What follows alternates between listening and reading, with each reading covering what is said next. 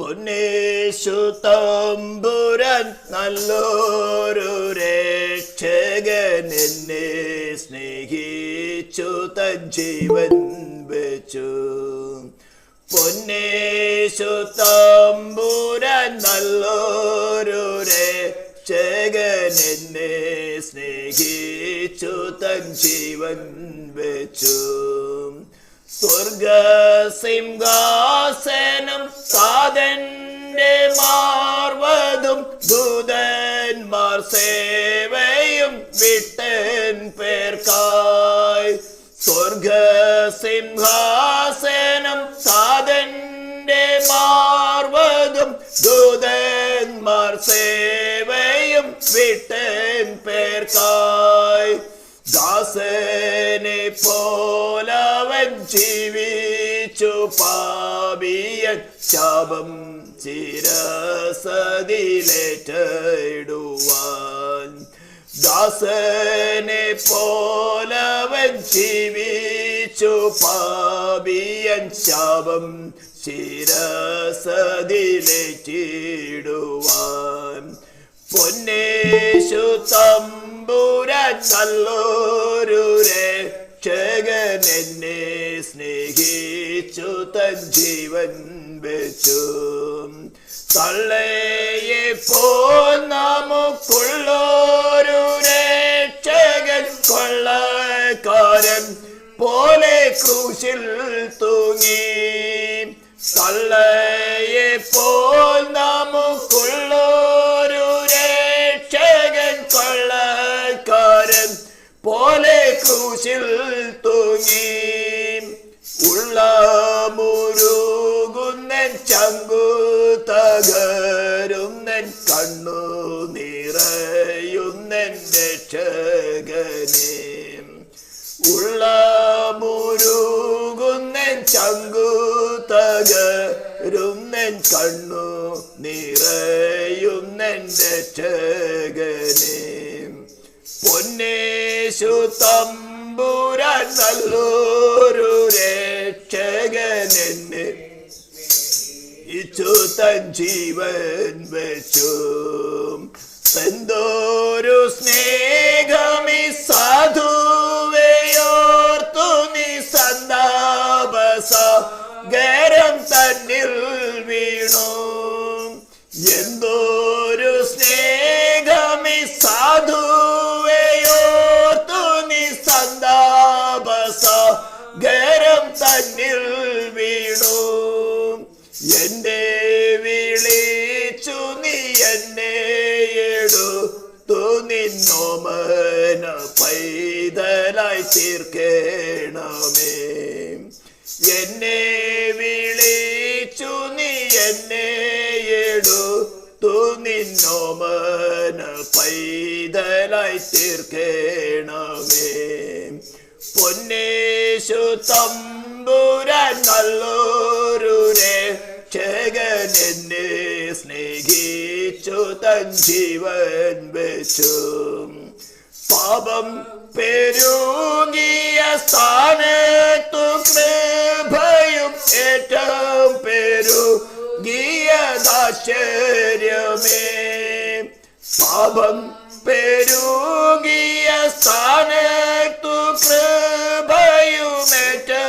പെരുകിയതാശ്ചര്യമേ. പാപിയിൽ പ്രധാനിയായിരുന്ന ഞാനും സ്നേഹത്തിൻ പുത്രന്റെ രാജ്യത്തിലായി.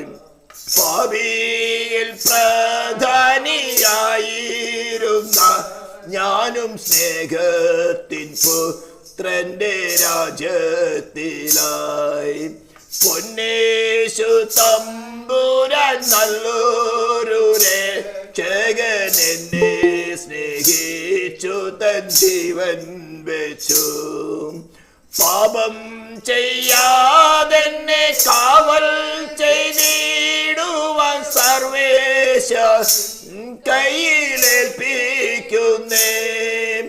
പാപം ചെയ്യാതെന്നെ കാവൽ ചെയ്തിടുവാൻ സർവേശ കയ്യിലേൽപ്പിക്കുന്നേ. കാക്കുന്നു.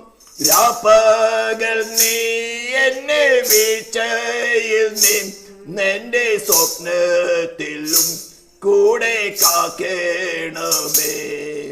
രാപ്പകൽ നീ എന്നെ വീഴ്ചയിൽ നീ നിന്റെ സ്വപ്നത്തിൽ കൂടെയും കാക്കേണമേ.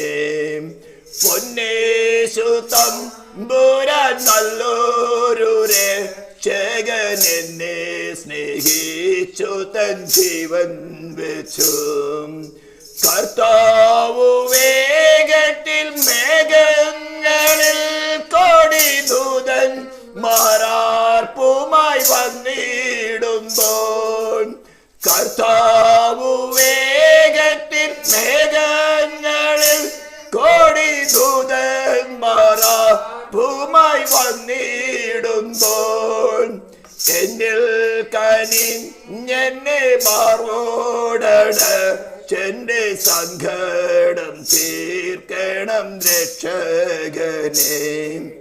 എന്നിൽ കനിഞ്ഞെന്നെ മാറോടണച്ചെന്റെ സങ്കടം തീർക്കണം രക്ഷകനേ.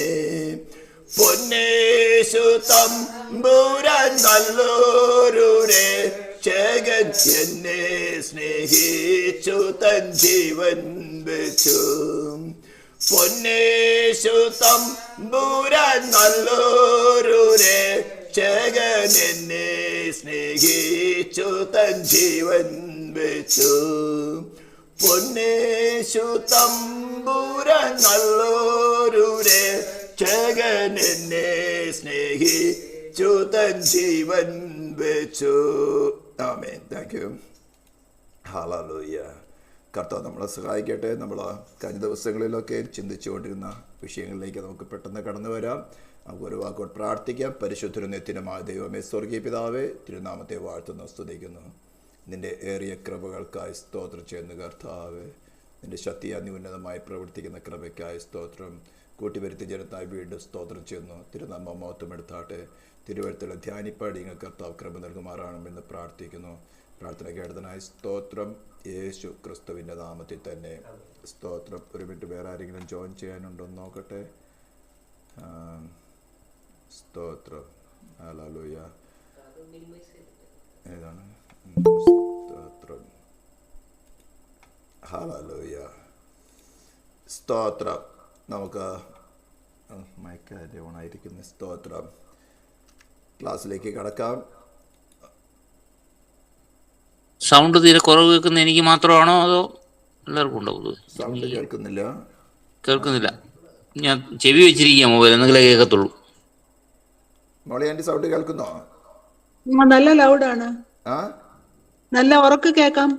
നല്ല സൗണ്ട്. അച്ഛനെ ബോളി കൂട്ടി. എന്റെ ഫോണിന്റെ ആയിരിക്കും. ഓക്കെ. സൗണ്ട് നല്ല സൗണ്ട് ഉണ്ട്. സ്തോത്രം. നമ്മൾ കഴിഞ്ഞ ദിവസം ചിന്തിച്ചു വന്നത് ഒരു വിഷയമായിരുന്നു. ഞാൻ ഇന്നലെ നിങ്ങളുടെ അടുത്ത് ചെറിയൊരു ക്വസ്റ്റ്യനെയർ തന്നിരുന്നു. അതെന്തിനാണെന്ന് വേണ്ടിയത് അറിയുമോ? ഞാൻ എക്സ്പ്ലെയിൻ ചെയ്യുന്നത് നിങ്ങൾക്ക് മനസ്സിലാകുന്നുണ്ടോ, അല്ലെങ്കിൽ ഞാൻ എൻ്റെ ഹൃദയത്തിലിരിക്കുന്നതിൻ്റെ 100% എത്ര പെർസെൻറ്റേജ് ഞാൻ നിങ്ങൾക്ക് എക്സ്പ്ലെയിൻ ചെയ്ത് തരുന്നുണ്ട് എന്നുള്ളത് മനസ്സിലാക്കാൻ കൂടിയായിരുന്നു. രണ്ടുപേരും അതിനകത്ത് റെസ്പോണ്ട് ചെയ്തത് അവർ ഈ ബുക്ക് ട്രാൻസ്ലേറ്റ് ചെയ്തവർ കൂടിയാണ്. എന്നാലും ഞാൻ ഉദ്ദേശിച്ച വിധത്തിൽ, കാരണം ഞാൻ എക്സ്പ്ലെയിൻ ചെയ്തതിൽ അത്രയും പോരാ എന്നാണ് എനിക്ക് തോന്നുന്നത്. മീഡിയേറ്ററിൻ്റെ ബേസിക് റിക്വയർമെൻറ്റ് അല്ലെങ്കിൽ ആ സബ്ജക്റ്റ് നമ്മൾ നോക്കുമ്പോൾ എന്തുകൊണ്ടാണ് ഒരു മീഡിയേറ്ററിൻ്റെ ആവശ്യകത വന്നത്, അതാണ് നമ്മൾ കൂടുതൽ സ്ട്രെസ് ചെയ്യുന്നത്. ഇന്ന് കാലത്ത് കൃപയുടെ സുവിശേഷം അല്ലെങ്കിൽ കൃപായുഗം എന്നൊക്കെ പറഞ്ഞുകൊണ്ട് ഡിവൈൻ ലോയെ ഇഗ്നോർ ചെയ്തിരിക്കുകയാണ്. യേശു ക്രിസ്തു നമ്മൾ മത്തായി സുവിശേഷം 4-ാം അധ്യായം വായിക്കുമ്പോൾ ആദ്യം അവിടെ എഴുതിയിരിക്കുന്നത് അവൻ ദൈവരാജ്യം പ്രസംഗിച്ചതാണ്. മാർക്കോസ് സുവിശേഷം 1:15 വായിക്കുന്നത് ദൈവരാജ്യം പ്രസംഗിച്ച് രോഗികളെ സൗഖ്യമാക്കുന്ന. അപ്പസ്തോലന്മാരുടെ ഓരോ പ്രവൃത്തികളും നോക്കുമ്പോൾ അവർ ദൈവരാജ്യം പ്രസംഗിച്ചും യേശു ക്രിസ്തുവിൻ്റെ നാമത്തെക്കുറിച്ചുള്ള സുവിശേഷം അറിയിച്ചതാണ്. ഇന്ന് നിങ്ങൾ എവിടെയെങ്കിലും ദൈവരാജ്യത്തെക്കുറിച്ച് പ്രസംഗിക്കുന്നത് കേട്ടിട്ടുണ്ടോ? വളരെ അപൂർവം ആൾക്കാർ മാത്രമേ ഉള്ളൂ. യേശുവിനെ പ്രസംഗിക്കും, പരിശുദ്ധാത്മാവിനെ കുറിച്ച് പ്രസംഗിക്കും, സൗഖ്യങ്ങളെക്കുറിച്ച് പ്രസംഗിക്കും. ഇൻഫാക്റ്റ് നമ്മളെ വിളിക്കുന്നത് ദൈവരാജ്യത്തിലേക്കാണ്. ഫോർ എക്സാമ്പിൾ, ഇന്നലെ ഉണ്ടായിരുന്നവർ മാത്രമേ ഇന്നുള്ളൂ. അതുകൊണ്ട് ഞാൻ കുറച്ചുകൂടി എക്സ്പ്ലെയിൻ. നമ്മളിപ്പോൾ ഇന്ത്യയിൽ നിന്ന് വേറൊരു കൺട്രിയിലേക്ക് നമ്മൾ മൈഗ്രേറ്റ് ചെയ്യേണ്ട ഒരു വിസിറ്റ് വിസയിൽ കൂടെ പോവുകയാണെങ്കിൽ, മൈഗ്രേഷന് പോകണമെങ്കിൽ ഒത്തിരി കാര്യങ്ങൾ ചിന്തിക്കണം, അല്ലെങ്കിൽ ഒരു ജോബ് വിസയിൽ പോവുകയാണെങ്കിൽ കുറച്ചുകൂടി ചിന്തിക്കണം. നമ്മൾ ആ കൺട്രിയുടെ ലോ ആൻഡ് ഓർഡർ അല്പമെങ്കിലും പഠിച്ചിരിക്കണം. നമുക്ക് അവിടുത്തെ ഒരു വിസ കിട്ടണമെങ്കിൽ മിനിമം കണ്ടീഷൻ, നമ്മൾ ട്രാവൽ ചെയ്ത് അവിടെ ലാൻഡ് ചെയ്ത് അവിടെ നമുക്ക് വിസ സ്റ്റാമ്പ് ചെയ്യണമെങ്കിൽ എന്തൊക്കെയാണ് ലോ ആൻഡ് ഓർഡർ നമ്മൾ അറിഞ്ഞിരിക്കണം. ഇതേപോലെ തന്നെയാണ് ദൈവരാജ്യത്തിലേക്ക് പ്രവേശിക്കുന്ന വിഷയം. സ്തോത്രം. അപ്പോൾ അതിൻ്റെ ചില ക്രീമായിരിക്കുന്ന കാര്യങ്ങളാണ് നമ്മൾ ഈ സബ്ജക്റ്റിൽ കൂടെ ചിന്തിക്കുന്നത്. സ്തോത്രം. അപ്പോൾ അതിനകത്ത് എന്തുകൊണ്ടാണ് ഒരു മീഡിയേറ്ററിൻ്റെ ആവശ്യം വന്നിരിക്കുന്നത്? അതിൽ ഏറ്റവും സ്ട്രെസ് ചെയ്യുന്ന കാര്യം ഡിവൈൻ ലോ മാനവജാതിയുടെ മേൽ വിധിച്ച ശിക്ഷ ഇളവ് ചെയ്യുവാനോ നീക്കിക്കൊണ്ടുപോകാനോ, അങ്ങനെ നീക്കിക്കളഞ്ഞുകൊണ്ടോ ഇളവ് ചെയ്തുകൊണ്ടോ മനുഷ്യനോട് കൃപ കാണിപ്പാൻ ദൈവത്തിന് സാധ്യമല്ല.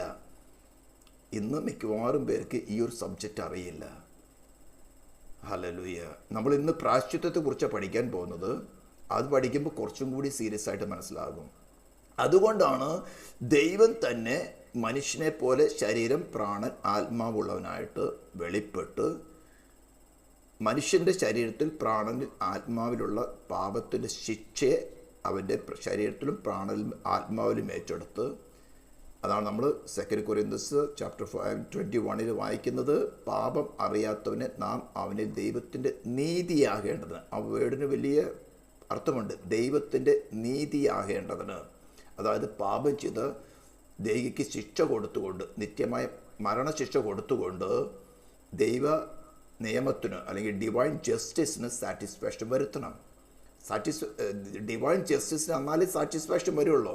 മറ്റൊരു സൊല്യൂഷൻ കൊണ്ടും സാറ്റിസ്ഫാക്ഷൻ വരികയില്ല. ഹല്ലേലൂയ. ഡിവൈൻ ലോയുടെ ഗ്ലോറി വർദ്ധിപ്പിക്കണം, ലോ ഗിവറിൻ്റെ ഗ്ലോറി വർദ്ധിപ്പിക്കണം. ഇതായിരുന്നു ക്രിസ്തു ക്രൂശിൽ ചെയ്തത്. അപ്പോൾ നിങ്ങൾ അത് ഞാൻ പറയുന്നതിൽ എത്രമാത്രം നിങ്ങൾക്ക് മനസ്സിലാകുന്നുണ്ട്. കാരണം നമ്മൾ 1 hour ആകുമ്പോൾ, പ്രത്യേകിച്ച് ഈ സബ്ജക്റ്റിൽ പഠിക്കുമ്പോൾ അല്പം ഉറക്കമൊക്കെ വരും, ക്ഷീണം വരും, നമ്മുടെ ചിന്തകൾ ഡൈവേർട്ടാകും.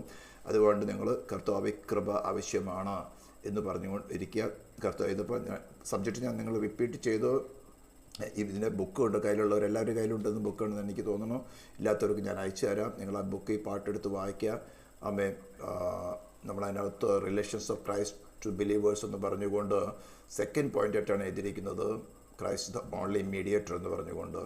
ഇന്ന് നമ്മൾ ചിന്തിക്കാൻ പോകുന്ന വിഷയം, എന്തിനാണ് ഒരു പ്രായശ്ചിത്തത്തിന് ആവശ്യം വന്നത്? നമ്മൾ റോമാലേഖനത്തിൽ ചാപ്റ്റർ 3 വേഴ്സ് 24-26 വായിക്കുമ്പോൾ, വിശ്വസിക്കുന്നവർക്ക് അവൻ തൻ്റെ രക്തം മൂലം പ്രായശ്ചിത്തമാകുവാനെന്നാണ് എഴുതിയിരിക്കുന്നത്. അപ്പോൾ എന്തുകൊണ്ടാണ് പ്രായശ്ചിത്തത്തിൻ്റെ ആവശ്യം എന്ന് നമ്മളൊന്ന് ചിന്തിക്കും. ഇനി പൊതുവെ പെന്തക്കോസ്ത് കോളത്തിൽ ഒരു പഴഞ്ചൊല്ല് പോലെ വന്നിരിക്കുന്ന ഒരു കാര്യമാണ് ഈ രക്ഷിക്കപ്പെട്ടു, സ്നാനപ്പെട്ടു, പരിശുദ്ധാത്മാവ് നിറവ് പ്രാപിച്ചു, രക്ഷിക്കപ്പെട്ടു, സ്നാനപ്പെട്ടു, പരിശുദ്ധാത്മാവ് നിറവ് പ്രാപിച്ചു എന്ന് പറഞ്ഞു നടക്കുന്നത്. എങ്ങനെയാണ് രക്ഷിക്കപ്പെട്ടു എന്ന് പറഞ്ഞാൽ പാസ്റ്റ് ടെൻസായി. രക്ഷിക്കപ്പെട്ടുകൊണ്ടിരിക്കുന്നതേ ഉള്ളൂ. നമ്മൾ മുൻകാല പാപങ്ങളിൽ നിന്ന് ദൈവം ക്ഷമിച്ചു. യേശുവിനെ കർത്താവായി സ്വീകരിച്ച് നമ്മുടെ ഹൃദയത്തിൽ വാഴുവാൻ സ്വീകരിക്കുമ്പോൾ അവൻ്റെ പ്രായശ്ചിത്തത്തെ അംഗീകരിച്ചുകൊണ്ട് നമ്മുടെ രക്ഷകനായിട്ട്, നമ്മുടെ കർത്താവായിട്ട് നമ്മുടെ ഹൃദയത്തിൽ നാം സ്വീകരിക്കുമ്പോൾ മുൻകഴിഞ്ഞ പാപത്തിൻ്റെ ശിക്ഷകൾ ദൈവം ക്ഷമിച്ചു തന്നു. ക്ഷമിക്കെന്ന് പറഞ്ഞ് മറച്ചു എന്ന് വേണം പറയുക. അത് നമ്മൾ പഠിക്കും. അതൊരു കണ്ടീഷനായുള്ളൂ. നമ്മുടെ എറ്റേണൽ സാൽവേഷൻ അക്കോംപ്ലിഷ് ചെയ്യാനുള്ള ഫസ്റ്റ് കണ്ടീഷനാണ് പ്രായശ്ചിത്തം. 2nd കണ്ടീഷൻ റിപ്പൻറ്റൻസ് അല്ലെങ്കിൽ മാനസാന്തരം. 3rd കണ്ടീഷനാണ് റീജനറേഷൻ, മലയാളത്തിൽ പറയുന്നത് പുനരുജ്ജീവനം. ദെൻ 4th കണ്ടീഷനാണ് യേശു ക്രിസ്തുവിലുള്ള വിശ്വാസം. ഇന്ന് വിശ്വാസം മാത്രം മതി എന്ന് പറഞ്ഞാൽ ഒരു കണ്ടീഷൻ മാത്രമേ ആകുന്നുള്ളൂ. ഈ 7 കണ്ടീഷൻസും അതിൻ്റെ ഫുൾനെസ്സിൽ പൂർത്തിയാകുന്നില്ലെങ്കിൽ ദൈവത്തിന് കൃപ കാണിച്ചുകൊണ്ട് ഒരാളെ രക്ഷിക്കാൻ സാധ്യമല്ല. അതിനൊക്കെയാണ് നമ്മൾ ഈ ഡിവൈൻ ലോ പഠിക്കുന്നത്. ഡിവൈൻ ലോയുടെ ചില ക്രീം കാര്യങ്ങൾ മാത്രമേ ഞാൻ പറയുന്നുള്ളൂ. അടുത്താണ് sanctification, set apart for God. Then എടുത്തോൾ പെർസീവറൻസ് ടിൽ ദ എൻഡ്, അവസാനം വരെ ഇറങ്ങിത്തിരിച്ച അതേ ഉത്സാഹത്തോടെ സ്ഥിരോത്സാഹമുണ്ടായിരിക്കുക. ദ ഫൈനൽ കാര്യമാണ് ഫൈനൽ ജസ്റ്റിഫിക്കേഷൻ എന്ന് പറയുന്നത്. അത് ദൈവം ചെയ്യുന്ന കാര്യമാണ്. ഈ 6 കാര്യങ്ങളും ഒരു അല്പം പോലും കുറവില്ലാതെ മുന്നോട്ട് പോവുകയാണെങ്കിൽ അന്തിമമായിട്ട് സിംഹാസനത്തിൻ്റെ മുമ്പിൽ നിൽക്കുമ്പോൾ ദൈവം പറയുന്നതാണ്, ഇവൻ എന്നോടുകൂടി നിൽക്കുവാൻ യോഗ്യനാണ്. This particular fellow is right to stand with me. അതാണ് ജസ്റ്റിഫിക്കേഷൻ. അതിനുവേണ്ടി നമ്മൾ ഒരുക്കുകയാണ്, ഒരു നീതിമാനായി ഒരുക്കിക്കൊണ്ടിരിക്കുകയാണ്. അപ്പോൾ നമ്മൾ ആദ്യം പഠിച്ചു, അല്ലെ, ക്രിയേഷനെ കുറിച്ച് നമ്മൾ പഠിച്ചു. ക്രിയേഷനിൽ സംഭവിച്ച അതിനുശേഷം ടെസ്റ്റിൽ സംഭവിച്ചതിനെ കുറിച്ച് നമ്മൾ അല്പമായിട്ട് എന്തെങ്കിലും ചിന്തിച്ചു. ആമേൻ.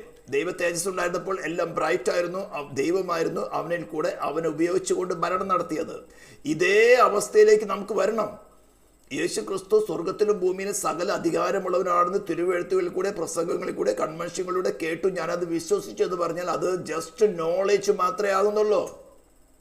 യേശു ക്രിസ്തു സ്വർഗത്തിലും ഭൂമിയിലും സകല അധികാരമുള്ളവനായി വിശ്വസിക്കുന്ന വ്യക്തിയുടെ ആത്മാവിൽ വസിച്ചുകൊണ്ട് അവനിലും സ്വർഗത്തിലും ഭൂമിയിലും സകല അധികാരം അവനിൽ കൂടെ നടത്തണം. അതാണ് വിശ്വാസം. മനസ്സിലാവുന്നുണ്ടോ? ഉയർത്തെഴുന്നേറ്റവനായ കർത്താവ് അപ്പസ്തോലന്മാരുടെ അടുത്ത് വന്ന് പറഞ്ഞത്, സ്വർഗത്തിലും ഭൂമിയിൽ സകല അധികാരം എനിക്ക് ലഭിച്ചിരിക്കുന്നു, ആകയാൽ നിങ്ങൾ പുറപ്പെട്ട് പിതാവിൻ്റെയും പുത്രൻ്റെയും പരിശുദ്ധാത്മാവിൻ്റെ നാമത്തിൽ സ്നാനം കഴിപ്പിച്ചും ഞാൻ നിങ്ങളോട് കൽപ്പിച്ചതൊക്കെയും പ്രമാണിച്ച് നടപ്പാൻ ഉപദേശിച്ചുകൊണ്ട് സകല ജാതികളെയും ശിഷ്യന്മാരാക്കുകയും. ആരും ജോയിൻ ചെയ്യാൻ ശ്രമിക്കുന്നു. സ്തോത്രം. അപ്പോൾ ആ കാര്യത്തിൽ നമ്മൾ യേശു ക്രിസ്തു സ്വർഗത്തിലും ഭൂമിയിൽ സകല അധികാരമുള്ളവനാണ്, അവൻ മരിച്ചവരുടെ ഉയർത്തെഴുന്നേറ്റു, ഇപ്പോൾ അവൻ സ്വർഗത്തിലും ഭൂമിയിൽ സകല അധികാരമുള്ളവനാണെന്ന് കേട്ടു, ദൈവവചനത്തിൽ വായിച്ചു, അല്ലെങ്കിൽ പ്രസംഗങ്ങൾ കേട്ടു, നാം അത് അറിഞ്ഞു, വിശ്വസിച്ചു. ആ വിശ്വാസം എന്ന് പറയുന്നത് ഇന്റലക്ച്വൽ ഫെയ്ത്ത് എന്ന് പറയും. നമ്മുടെ ബുദ്ധിയിലിരിക്കുന്നേ ഉള്ളൂ. അത് വിശ്വാസമായി പരിണമിക്കണമെങ്കിൽ സ്വർഗത്തിലും ഭൂമിയിൽ സകല അധികാരമുള്ളവനായി ക്രിസ്തുവിനെ നമ്മുടെ ഹൃദയത്തിൽ വാഴുവാൻ സ്വീകരിച്ച് അവൻ നമ്മളിൽ കൂടെ, നമ്മളിലും സ്വർഗത്തിലും ഭൂമിയിലും സകല അധികാരവും നടത്തുന്നത് നമുക്ക് പരിജ്ഞാനത്തിൽ കൂടെ മനസ്സിലാകണം. അതാണ് വിശ്വാസം. അതാണ് ഇന്റലക്ച്വൽ ഫെയ്ത്തിൻ്റെയും സേവിങ് ഫെയ്ത്തിൻ്റെയും തമ്മിലുള്ള ഡിഫറൻസ് എന്ന് പറയുന്നത്. ഇന്റലക്ച്വൽ ഫെയ്ത്ത് സൈറ്റാനുമുണ്ട്, പിശാചുകൾക്കുമുണ്ട് എന്നാണ് യാക്കോബ് തന്റെ ലേഖനത്തിൽ പറഞ്ഞിരിക്കുന്നത്. അവയെ വിശ്വസിക്കുകയും വിറയ്ക്കുകയും ചെയ്യുന്നു.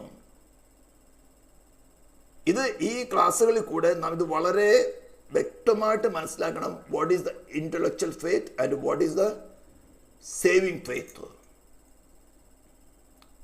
ഹല്ലേലൂയ. ഇത് ഞാൻ കുറച്ച് നിങ്ങളോട് പറഞ്ഞോളാം. അപ്പോൾ ഈ ഒരു കണ്ടീഷനിൽ ഇരിക്കുന്ന വ്യക്തികളോടാണ് നാം സുവിശേഷം അറിയിക്കുന്നത്. അതായത് അവൻ്റെ ഉത്ഭവിച്ചതായിട്ടുള്ള ഫ്ലഷ്, അല്ലെങ്കിൽ മലയാളത്തിൽ ജഡം എന്ന് പറയുന്നത്, അവൻ്റെ സോളിനകത്തുള്ള മൈൻഡിനെ, ഇമോഷൻസിനെ, അവൻ്റെ ഫ്രീ വില്ലിനെയും ബൈൻഡ് ചെയ്തിരിക്കുകയാണ്. സോൾ കൊടുക്കുന്ന ഇൻസ്ട്രക്ഷൻസ് ആണ് നമ്മുടെ ബോഡി പ്രവർത്തിക്കുന്നത്. അങ്ങനെയല്ലേ നിങ്ങൾ എല്ലാ കാര്യങ്ങളും ചെയ്യുന്നത്? ഒരു നല്ല കറി ഉണ്ടാക്കണമെന്ന് നിങ്ങളുടെ മനസ്സിൽ തോന്നിയിട്ടല്ലേ നിങ്ങൾ അതിന് കുക്ക് ചെയ്യുന്നത്? യാത്ര ചെയ്യണമെന്ന് ആഗ്രഹിച്ചു, നിങ്ങളുടെ മൈൻഡിൽ ഒരു ചിന്ത കടന്നു വന്നു, അതിനോട് കറസ്പോണ്ടൻ്റ് ആയിട്ടുള്ളൊരു ഇമോഷൻ കടന്നു വന്ന് യാത്ര ചെയ്യാനുള്ള കാര്യങ്ങൾ നിങ്ങൾ ഒരുക്കി, നിങ്ങൾ പ്രവർത്തിച്ചതോ. നമ്മുടെ മൈൻഡാണ് നമ്മളെ കൺട്രോൾ ചെയ്യുന്നത്. ഈ മൈൻഡിനും, അതായത് ഈ സോളിനകത്തുള്ള മൈൻഡ്, ഇമോഷൻ, വില്ലിനെ ബൈൻഡ് ചെയ്തിരിക്കുന്നതാണ് ഈ ഫ്ലഷ് എന്ന് പറയുന്നത്. കാരണം എന്തായിരുന്നു? ദൈവ തേജസ്സിനെ നഷ്ടപ്പെടുത്തി. ഇവിടെ നമ്മുടെ ഫെല്ലോഷിപ്പ്, ഇപ്പോൾ അത് രക്ഷിക്കപ്പെടാത്തവരുടെ ഗീതത്തിൽ ഫെല്ലോഷിപ്പ് എന്ന് പറയുന്നത് ആകാശത്തിലെ അധികാരത്തിനും അനുസരണക്കേടിൻ്റെ മക്കളെ വ്യാപരിക്കുന്ന ആത്മാവിനും അധിപതിയായവരെയും അനുസരിച്ച് നടക്കുന്നു. The spirit of power of darkness. ഇതിനെ റീപ്ലേസ് ചെയ്തിട്ട് നമ്മൾ അവിടെ ക്രിസ്തുവിനെ നമ്മുടെ ഹൃദയത്തിൽ വാഴുവാൻ സ്വീകരിക്കണം. അപ്പോഴാണ് ഈ അവസ്ഥയിലേക്ക് തിരിച്ചു വരുന്നത്. പിന്നെ അവൻ, പരിശുദ്ധാത്മാവ് നമ്മോട് കൂടെ ചേർന്ന് ഓരോരോ റിലേഷനിലും അവനുമായിട്ട് നമ്മൾ സിമ്പിൾ ലാംഗ്വേജിൽ പറഞ്ഞ സിങ്കർണൈസ് ചെയ്യാന്ന് വേണമെങ്കിൽ പറയാം, ഒന്നാക്കി തീർക്കുക. അപ്പോഴാണ് ഓരോ റിലേഷനിലും നമ്മൾ ഒന്നായി വരുന്നത്. ഇപ്പം പാപമായിരുന്നു നമ്മൾ വസിച്ചിരുന്നത്. പാപത്തിൽ നിന്ന് മോചനം കിട്ടുവാൻ അവൻ തൻ്റെ ജനത്തെ അവരുടെ പാപങ്ങളിൽ നിന്ന് രക്ഷിപ്പാനിരിക്കുകൊണ്ട് അവന് യേശു എന്ന് പേര് വിളിക്കുന്നു. അപ്പം നമ്മളിൽ വസിച്ചുകൊണ്ട് ടെംപ്റ്റേഷൻസ് വരുമ്പോൾ നമ്മെ പാപം ചെയ്യാതെ വേണം നമുക്ക് സ്ട്രോങ് ഇൻഫ്ലുവൻസ് തന്ന് അതിൽ നിന്ന് നമ്മളെ നടത്തുന്നവനാണ് യേശു എന്ന റിലേഷൻ. നമ്മൾ കൊച്ചുകാർ മുന്നോട്ട് പോകുമ്പോൾ പഠിക്കും. ഇന്ന് നമുക്ക് കുറച്ച് സീരിയസ് ആയ വിഷയങ്ങളാണ് ചിന്തിക്കാനുള്ളത്. അപ്പോൾ ഇന്നലെ നാം ചിന്തിച്ചത് എന്തുകൊണ്ടാണ് ഒരു മീഡിയേറ്ററിൻ്റെ ആവശ്യം. ദൈവം കരുണാസമ്പന്നനാണ്, ദൈവം സ്നേഹം തന്നെയാണ്, മഹാദയുള്ളവനാണ്. അങ്ങനെ ഇരിക്കുന്ന സമയത്ത് ഈ തെറ്റ് ചെയ്ത ആദാമിനോട് ദൈവത്തിന് ഒരു മീഡിയേറ്ററിൻ്റെ ആവശ്യം കൂടാതെ നിങ്ങൾക്ക് കരുണ കാണിക്കാൻ മേലായിരുന്നു. അതായിരുന്നു നമ്മൾ ഇന്നലെ ചിന്തിച്ചത്. ഡിവൈൻ ലോ അല്ലെങ്കിൽ the justice of God is demanding that the person that is sinned, who sinned shall die eternally. ഇതിനെ മാറ്റാൻ സാധ്യമല്ല, ഇതിനെ റിപ്പീൽ ചെയ്യുവാനും ലഘൂകരിക്കുവാനും സാധ്യമല്ല. അതുകൊണ്ടാണ് ദൈവത്തിന് മനുഷ്യനായിട്ട് അവതരിച്ച് മനുഷ്യനെ പോലെ ശരീരവും പ്രാണനും ആത്മാവുള്ളവനായിട്ട് വെളിപ്പെട്ട് പാപമില്ലാത്തവനായി മരണത്തിലുള്ള ക്രൂശിത മരണത്തോട് തന്നെ അനുസരണമുള്ളവനായി ഊനമില്ലാത്ത പെസഹ കുഞ്ഞാടായി തീരുന്നത്. നമ്മുടെ പാപത്തിൻ്റെ ശിക്ഷ അവൻ്റെ മേൽ ദൈവം പിതാവായ അടിച്ചേൽപ്പിക്കുന്നല്ല. അവനൊരു ഫ്രീ മോറൽ ഏജൻ്റാണ്. അവൻ സ്വമേധയ നമ്മോടുള്ള സ്നേഹനിമിത്തം സ്വമേധയ നമ്മുടെ പാപത്തിൻ്റെ ശിക്ഷ അവൻ്റെ ശരീരത്തിലും പ്രാണനും ആത്മാവിലും ഏറ്റെടുക്കുകയാണ് ചെയ്യുന്നത്. അപ്പോൾ ഡിവൈൻ ഗവൺമെൻറ്റിന് എന്നിട്ട് മരിക്കുമ്പോൾ ഡിവൈൻ ജസ്റ്റിസിന് സാറ്റിസ്ഫാക്ഷൻ ഉണ്ടാകുകയാണ്. എന്നാൽ മാത്രം ദൈവത്തിന് മനുഷ്യരോട് കരുണ കാണിക്കാൻ സാധിക്കും. ഇന്നലെ ഞാൻ ഒരു കാര്യം പറയാൻ മറന്നുപോയി. ലൂസിഫറും സംഘം ഇതേപോലെ മോറൽ ഏജൻസ് ആയിരുന്നു. അവർ തെറ്റ് ചെയ്തപ്പോൾ ദൈവം കഠിനമായിട്ട് ശിക്ഷിച്ചു. അതേപോലെ മനുഷ്യർ, ഒന്നാം മനുഷ്യനെ ആദാം ഹവ്വയും തെറ്റ് ചെയ്തപ്പോൾ ദൈവം റിട്രിബ്യൂഷൻ, അതായത് ശിക്ഷ കൊടുത്തിരുന്നെങ്കിൽ കുഴപ്പമില്ലായിരുന്നല്ലോ. പക്ഷെ ഒരു കാര്യം നാം മനസ്സിലാക്കണം, ശിക്ഷ നടപ്പിലാക്കും തോറും റിബലിയൻ വർദ്ധിച്ചുകൊണ്ടിരിക്കുകയാണ് ചെയ്യുന്നത്. ലൂസിഫർ സംഘവും ശിക്ഷ ചെയ്തപ്പോൾ ദൈവം അതികഠിനമായി ശിക്ഷിച്ചു. അപ്പോൾ സ്പിരിച്വൽ വേൾഡിൽ എല്ലാ ആത്മീയ ജീവികൾക്കും അതിഭയങ്കരമായ ഭയമായി. ഈ ദൈവം ഇത്ര ഭയാനകനായ ദൈവമാണ്. ഹല്ലേലൂയ. ഈ ആദാമിനെയും വേണമെങ്കിൽ അതുപോലെ ശിക്ഷിക്കാമായിരുന്നു. പക്ഷേ റിട്രിബ്യൂഷൻ അല്ലെങ്കിൽ ശിക്ഷ നടപ്പിലാക്കിക്കൊണ്ടിരിക്കുകയാണെങ്കിൽ റിബലിയൻ വർദ്ധിച്ചുകൊണ്ടിരിക്കുകയാണ്. നമുക്കത് കായന്റെ വിഷയത്തിൽ ചിന്തിക്കാൻ സാധിക്കും. കായൻ ഹാബേലിനെ കൊന്നു. ദൈവം കടന്നു വന്ന് ചോദിച്ചു, നിന്റെ അനുജനായ ഹാബേൽ എവിടെ? ആദാം തെറ്റ് ചെയ്തപ്പോഴും ആദാം നീ എവിടെ വന്ന് ചോദിച്ചോളൂ. ദൈവത്തിന് അറിയാം അവൻ തെറ്റ് ചെയ്ത് എവിടെ ഒളിച്ചിരിക്കുന്നു എന്തൊക്കെ അറിയാം. അതേപോലെ തന്നെ ദൈവം ചാൻസ് കൊടുക്കുകയാണ് റിപ്പൻറ്റൻസിന്. ഹല്ലേലൂയ. കായന്റെ അടുത്ത് വന്ന് ചോദിക്കുന്നു, നിന്റെ അനുജനായ ഹാബേൽ എവിടെ? ഉടനെ അവൻ എന്ത് ചെയ്യുക? റിബൽ ചെയ്യാണ്. ഞാൻ എന്താ എൻ്റെ അനുജൻ്റെ കാവൽക്കാരനോ? ദൈവത്തോടും പറഞ്ഞു, നിന്റെ അനുജൻ്റെ രക്തം സ്വീകരിക്കാൻ വായ്പെടുന്ന ഭൂമി ശാപഗ്രസ്തമായിരിക്കും, നിനക്ക് നീ ഇവിടുന്ന് വിട്ടുപോകണം. ഹല്ലേലൂയ. തുടർന്ന് നാം ഓരോ സ്റ്റെപ്പിൽ നോക്കുമ്പോൾ നോഹയുടെ കാലത്ത് ഈ 8 പേരൊഴികെ ബാക്കി എല്ലാം തന്നെ റെബിലിയസ് ആയി തീർന്നു.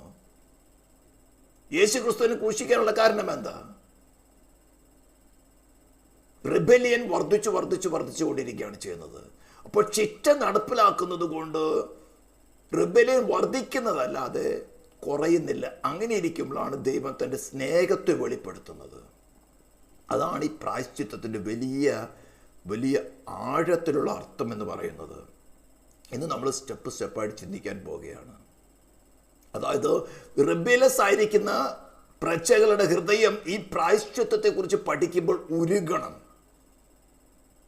ഞാൻ ഈ സബ്ജക്റ്റ് എപ്പോൾ പഠിക്കുമ്പോഴും ഇങ്ങനെ ക്ലാസ്സുകൾ തയ്യാറാക്കുമ്പോൾ ഞാൻ ഇരുന്ന് കരഞ്ഞു പോകും. ഇതിനോട് അനുബന്ധമായ പാട്ടാണ് നമ്മളിന്ന് പാടിയത്. അതിൻ്റെ വാല്യൂ നമ്മുടെ സോളിലേക്ക് കടക്കണം. ബുദ്ധിയിലിരുന്നാൽ സോളിലെ തന്നെ ഇൻ്റലക്ച്വൽ നോളജ്, ഇൻ്റലക്ച്വൽ ഫെയ്ത്ത് ഒരു കാര്യമില്ല. അതുകൊണ്ട് ചീർത്ത് പോവുകയുള്ളൂ. അത് നമ്മുടെ സോളിൽ മനസ്സിലായാൽ എൻ്റെ പാപം ക്ഷമിച്ച് കിട്ടി, ആ പ്രായശ്ചിത്തം എനിക്ക് വാല്യൂഡായി ഇത് നമ്മുടെ സോൾ അക്സെപ്റ്റ് ചെയ്യണമെങ്കിൽ ദൈവത്തിൻ്റെ പരിശുദ്ധാത്മാവ് നമ്മുടെ പാപത്തിൻ്റെ ശിക്ഷയെ നമുക്ക് വെളിപ്പെടുത്തണം. നമ്മളെ മരിച്ചിരിക്കുന്ന അവസ്ഥ നമുക്ക് വെളിപ്പെടണം. അപ്പോഴാണ് നമ്മൾ നിത്യജീവന് വേണ്ടി കാക്ഷിക്കുന്നത്. ഹല്ലേലൂയ. അപ്പോൾ നമ്മൾ ഈ വിഷയങ്ങൾ ചിന്തിക്കാൻ പോകുമ്പോൾ കുറച്ചധികം കാര്യങ്ങൾ ചിന്തിക്കും. ഒരു 10 മിനിറ്റ്സ് കൂടുതലെടുക്കും. ഹല്ലേലൂയ. ഇത് വളരെ ശ്രദ്ധിച്ച് കേൾക്കാൻ. ഞാൻ അവസാനം നോട്ട് പറയുന്നത് പോലെ ക്വസ്റ്റ്യൻ ചോദിക്കുന്നത്, സ്തോത്രം, നിങ്ങൾക്ക് എത്രമാത്രം ഗ്രഹിച്ചു, ഞാൻ പറയാൻ ആഗ്രഹിച്ചതിൽ നിന്നും എത്രത്തോളം ഞാൻ പറഞ്ഞു, ഇതൊന്ന് ശരിക്കും മനസ്സിലാക്കിയെടുക്കാനാണ് ആവശ്യമാണ്. നമുക്ക് കുറേ സബ്ജക്റ്റ് പഠിച്ചു പോയൊരു ഒരു എക്സാം എഴുതി ഒരു റാങ്ക് കിട്ടാനല്ല പോകുന്നത്. നമുക്ക് ക്രിസ്തുവുമായിട്ട് ഒന്നായി ചേരണം. ഹല്ലേലൂയ. അപ്പോൾ ഈ സബ്ജക്റ്റിൽ ഒരു 5 പോയിന്റാണ് പ്രത്യേകിച്ച് ഡിസ്കസ് ചെയ്യാൻ ഉദ്ദേശിക്കുന്നത്. പെട്ടെന്ന് പ്രായശ്ചിത്തവുമായി ബന്ധപ്പെട്ട് ദൈവിക ഭരണകൂടത്തിന്റെ അടിസ്ഥാന തത്വങ്ങൾ, governmental principles in relation to atonement. Second, പ്രായശ്ചിത എന്ന പദത്തിന്റെ വ്യാഖ്യാനം, ഡെഫിനിഷൻ ഓഫ് അറ്റോൺമെന്റ്, പ്രായശ്ചിത്തത്തിന്റെ യഥാർത്ഥത, ദി ഫാക്ട് ഓഫ് അറ്റോൺമെന്റ്, പ്രായശ്ചിത്തത്തിന്റെ രൂപരേഖ. ഇത് വലിയൊരു സബ്ജക്റ്റാണ്, ഞാൻ കുറച്ച് മാത്രമേ പറയുള്ളൂ. ദി ഡിസൈൻ ഓഫ് അറ്റോൺമെന്റ്, പ്രായശ്ചിത്തത്തിന്റെ പരിധി, ലിമിറ്റ്സ് എത്രമാത്രമാണ്, the extent of atonement. First point നമ്മൾ പെട്ടെന്ന് ഞാൻ വായിച്ചു പോവുകയാണ്. ദൈവിക ഭരണകൂടത്തിലെ നിയമവ്യവസ്ഥ ദൈവത്തിൻ്റെയോ മറ്റു ആരുടെയോ സ്വന്തം ഇഷ്ടത്തിൽ നിന്ന് ഉളവായതോ അല്ല. Not emanating from the arbitrary will of any being including God himself. മറിച്ച് ഈ ഭരണവ്യവസ്ഥയിൽപ്പെട്ട ഓരോരുത്തരുടെയും, ഇതിനകത്ത് പെട്ടിട്ടുള്ളത് ദൈവം, മനുഷ്യ, ദൂതന്മാർ, ഇവർ മാത്രമേ മോറൽ ഏജൻസ് ഉള്ളൂ. മറ്റെല്ലാം മോറൽ ഏജൻസ് അല്ല. ഹല്ലേലൂയ. ബന്ധത്തിൽ നിന്ന് അവരുടെ ഹൃദയത്തിൽ ഓരോരോ പ്രവൃത്തിയുടെയും നിയന്ത്രണത്തിന് ആവശ്യമായി അവിടെ ബുദ്ധി നൽകപ്പെടുന്ന നിർദ്ദേശങ്ങൾ അത്രേ. നമ്മുടെ എല്ലാവരുടെയും സോളിനകത്ത് ഒരു ലോ ദൈവം തന്നെ ആക്കി വെച്ചിട്ടുണ്ട്. അതേ ലോ ദൈവത്തിന്റെ ഹൃദയത്തിലുണ്ട്. ഹല്ലേലൂയ. അതിൻ്റെ ക്രീമാണ് നാം പറയുന്നത് അഗാപ്പെ ലവ്, ഡിസ്ഇൻട്രസ്റ്റഡ് ലവ് എന്ന് പറയുന്നത്. അതിൻ്റെ നേരെ ഓപ്പോസിറ്റ് ആണ് സെൽഫ് എന്ന് പറയുന്നത്. ഇതാണ് ഏദൻ തോട്ടത്തിൽ സംഭവിച്ചത്. ഡിവൈൻ ലോയുടെ ക്രീം എന്ന് പറയുന്നത് ഡിസ്ഇൻട്രസ്റ്റഡ് ലവ്. ഇതാണ് ക്രൂശിൽ ദൈവം പ്രദർശിപ്പിച്ചത്. ശത്രുക്കളായി നമുക്ക് വേണ്ടി ദൈവം, ശത്രുക്കളായി നമുക്ക് സ്നേഹിക്കുമ്പോൾ, ഡിവൈൻ ലവിൽ സ്നേഹിക്കുമ്പോൾ, ഡിസ്ഇൻട്രസ്റ്റഡ് ലവിൽ സ്നേഹിക്കുക എന്ന് പറഞ്ഞാൽ നീ ആരെ സ്നേഹിക്കുന്നുവോ അവന് ഏത് ബെനിഫിറ്റ് എന്ന് കണ്ട് അത് ചെയ്തു കൊടുക്കുക. അതാണ് ഡിസ്ഇൻട്രസ്റ്റഡ് ലവിൻ്റെ ഡെഫിനിഷൻ എന്ന് പറയുന്നത്. നീ ആരെ സ്നേഹിക്കുന്നുവോ അവർക്ക് ഏത് ബെനിഫിറ്റ്, നിനക്ക് അവിടെ ഒരു പക്ഷേ മരിക്കേണ്ടി പോലും വന്നാലും അത് ചെയ്യാൻ തയ്യാറാകണം. അതിന് പറയുന്ന പേരാണ് അഗാപ്പെ ലവ്, ഡിസ്ഇൻട്രസ്റ്റഡ് ലവ് എന്ന് പറയുന്നത്. ഇതായിരുന്നു ഒന്നാം മനുഷ്യ ആദാമിലും ഹവയിലും ഉണ്ടായത്. അതിൻ്റെ നേരെ ഓപ്പോസിറ്റ് ആണ് സെൽഫ് എന്ന് പറയുന്നത്, സെൽഫിൻ്റെ ഗ്രാറ്റിഫിക്കേഷൻ. അപ്പോൾ ലോ ദൈവം ഉണ്ടാക്കിയതല്ല, നമ്മുടെ ഹൃദയങ്ങളിൽ തന്നെ ഈ ഡിവൈൻ ഗവൺമെൻറ്റിൽ ഉള്ളതായിട്ടുള്ള, അല്ലെങ്കിൽ ഈ മോറൽ ഏജൻസിയിലുള്ളതായിട്ടുള്ള ഓരോ വ്യക്തികളും തമ്മിലുള്ള ബന്ധം, അതിനെ നിലനിർത്തുവാൻ ആവശ്യമായിട്ട് നമ്മുടെ സോളിലായിരിക്കുന്ന മൈൻഡിലേക്ക് നൽകുന്ന ഇൻസ്ട്രക്ഷൻസ് ആണ്. ആ ഇൻസ്ട്രക്ഷൻസ് പാലിച്ച് നടന്നിരുന്നുവെങ്കിൽ, ആദാം ഹവ്വ പാലിച്ച് നടന്നിരുന്നുവെങ്കിൽ അവർക്ക് മരണം ഉണ്ടാകില്ലായിരുന്നു. ഇതേ അവസ്ഥയിലേക്ക് നമുക്ക് തിരിച്ചു വരണം. തിരിച്ചു വരാൻ എങ്ങനെ വരാൻ സാധിക്കുന്നതാണ് നമ്മൾ കൂടെ പഠിക്കാൻ പോകുന്നത്. അതിൻ്റെ അടിസ്ഥാനങ്ങൾ ഇടുന്നുള്ളൂ. ആരുടെ സ്വന്തം ഇഷ്ടത്തിൽ നിയമനിർമ്മാണം നടത്തുവാൻ കഴിയാത്തതുപോലെ അതിൻ്റെ യാതൊരു വ്യവസ്ഥ റദ്ദാക്കുവാനോ രൂപാന്തരപ്പെടുത്തുവാനോ ആർക്കും ദൈവത്തിനും അധികാരമില്ല. The will can neither create moral law nor can it repeat or alter moral law. ദൈവത്തിനും ഈ വ്യവസ്ഥയിൽപ്പെട്ടവരുടെ അടിസ്ഥാന സ്വഭാവങ്ങളും ബന്ധങ്ങളും മാറ്റുവാൻ കഴിയാത്തതുപോലെ അതിനെ ആധാരമാക്കി അവിടെ ഹൃദയങ്ങളിൽ നൽകപ്പെടുന്ന നിർദ്ദേശങ്ങളും മാറ്റുവാൻ കഴിയാത്തതാണ്. നമുക്കൊരു നിർദ്ദേശം ലഭിച്ചു. ഫോർ എക്സാമ്പിൾ, നിങ്ങൾ ഈ വചനം കേട്ടുകൊണ്ടിരിക്കുക, നിങ്ങൾക്ക് മനസ്സിലായി ഞാൻ പാപത്താൽ മരിച്ചിരിക്കുന്ന അവസ്ഥയാണ്. ദൈവത്തിൻ്റെ പരിശുദ്ധാത്മാവ് നിങ്ങൾക്ക് മനസ്സിലായി. അതിന് രക്ഷിക്കുവാൻ തക്കാണ് ആവശ്യമായ വചനങ്ങളും അതേസമയത്ത് ദൈവത്തിൻ്റെ പരിശുദ്ധാത്മാവ് നിങ്ങളുടെ ഹൃദയത്തിൽ പ്രേരണ നൽകുമ്പോൾ അതേ സമയത്ത് തന്നെ നിങ്ങളുടെ സോളിലേക്ക് ശത്രുവായും പല ചിന്തകളും കൊണ്ടുവരും. എൻ്റെ കുടുംബ പാരമ്പര്യം എന്താവും, ഞാൻ നിൽക്കുന്ന സഭ എന്താവും, മറ്റ് ആയിരക്കണക്കിന് വിഷയങ്ങൾ കൊണ്ടുവരാം. പക്ഷേ നിങ്ങളുടെ സോളിനകത്തൊരു ഇൻസ്ട്രക്ഷൻ തരുന്നത് നിങ്ങളുടെ സൃഷ്ടിതാവായ ദൈവമാണ്. ആ ഇൻസ്ട്രക്ഷനെ കുറയ്ക്കുവാനോ ഡൈവേർട്ട് ചെയ്യുവാനോ ദൈവത്തിന് സാധ്യമല്ല. ഡിവൈൻ ഗവൺമെൻറ്റിൽ നിന്ന് കിട്ടുന്നതാണ്. അതിനെ അനുസരിക്കുക എന്നുള്ളതാണ് നമ്മുടെ ഡ്യൂട്ടി. ഇങ്ങനെ നമുക്ക് മുന്നോട്ട് പോകുമ്പോൾ അനേകമായ ഇൻസ്ട്രക്ഷൻസ്, നമ്മുടെ ഫിസിക്കലായിട്ടുള്ള കാര്യങ്ങളും മെറ്റീരിയൽ കാര്യങ്ങളും സ്പിരിച്വൽ കാര്യങ്ങൾ ചെയ്യുവാനും നമുക്ക് അതിനുവേണ്ടിയാണ് നമുക്ക് എന്നേക്കും കൂടിയിരിക്കുന്ന പരിശുദ്ധാത്മാവെന്ന കാര്യസ്ഥനെ തരുന്നത്. കാര്യസ്ഥൻ എന്ന വാക്കിൻ്റെ അർത്ഥം ഡിവൈൻ ലോ അറിയുന്നവനായ ഒരു വക്കീലിനെ പോലെ. ഫോർ എക്സാമ്പിൾ, ഇപ്പോൾ നമുക്കൊരു വിഷയം വന്നു, ജനറൽ ആൾക്കാരെ കുറിച്ച് പറയുകയാണ്, നമ്മെക്കുറിച്ചല്ല. അവർക്കൊരു കേസിൻ്റെ വിഷയം വന്നു, അവർക്ക് ഇന്ത്യൻ കോൺസ്റ്റിറ്റ്യൂഷൻ മുഴുവൻ അറിയില്ല. അപ്പോൾ എന്ത് ചെയ്യും? ഒരു വക്കീലിൻ്റെ അടുത്ത് പോകും. വക്കീൽ ആരാണ്? ഇന്ത്യൻ കോൺസ്റ്റിറ്റ്യൂഷൻ മുഴുവൻ പഠിച്ച് പ്രാക്ടീസ് ചെയ്യുന്ന ലൈസൻസ് ഉള്ളൊരു വ്യക്തിയാണ്. ആ കുറ്റവാളി അല്ലെങ്കിൽ നമുക്ക് എതിരെ നമുക്ക് വേണ്ടി ആ വക്കീൽ നമുക്ക് അനുകൂലമായി അല്ലെങ്കിൽ ഇന്ത്യൻ കോൺസ്റ്റിറ്റ്യൂഷന് പരിധി നിന്നുകൊണ്ട് വാദിക്കും. അല്ല, അറിയാതെ നമ്മൾ ഡിവൈൻ ലോ അറിയാത്തൊരു വക്കീലോ അല്ലെങ്കിൽ നാം തന്നെ പോയി വാദിച്ചാൽ എന്തോ, നമുക്ക് ലോ അറിയില്ല, നമ്മുടെ എതിർ പാർട്ടി ലോ അനുസരിച്ച് വാദിക്കും. അവൻ തെറ്റായി വ്യാഖ്യാനിച്ചാലും തെറ്റായി വാദിച്ചാലും അവൻ കാര്യം നടത്തിയെടുക്കും. ഇതാണ് ഇന്ന് മിക്കവാറും സ്ഥലങ്ങളിൽ നടക്കുന്നത്.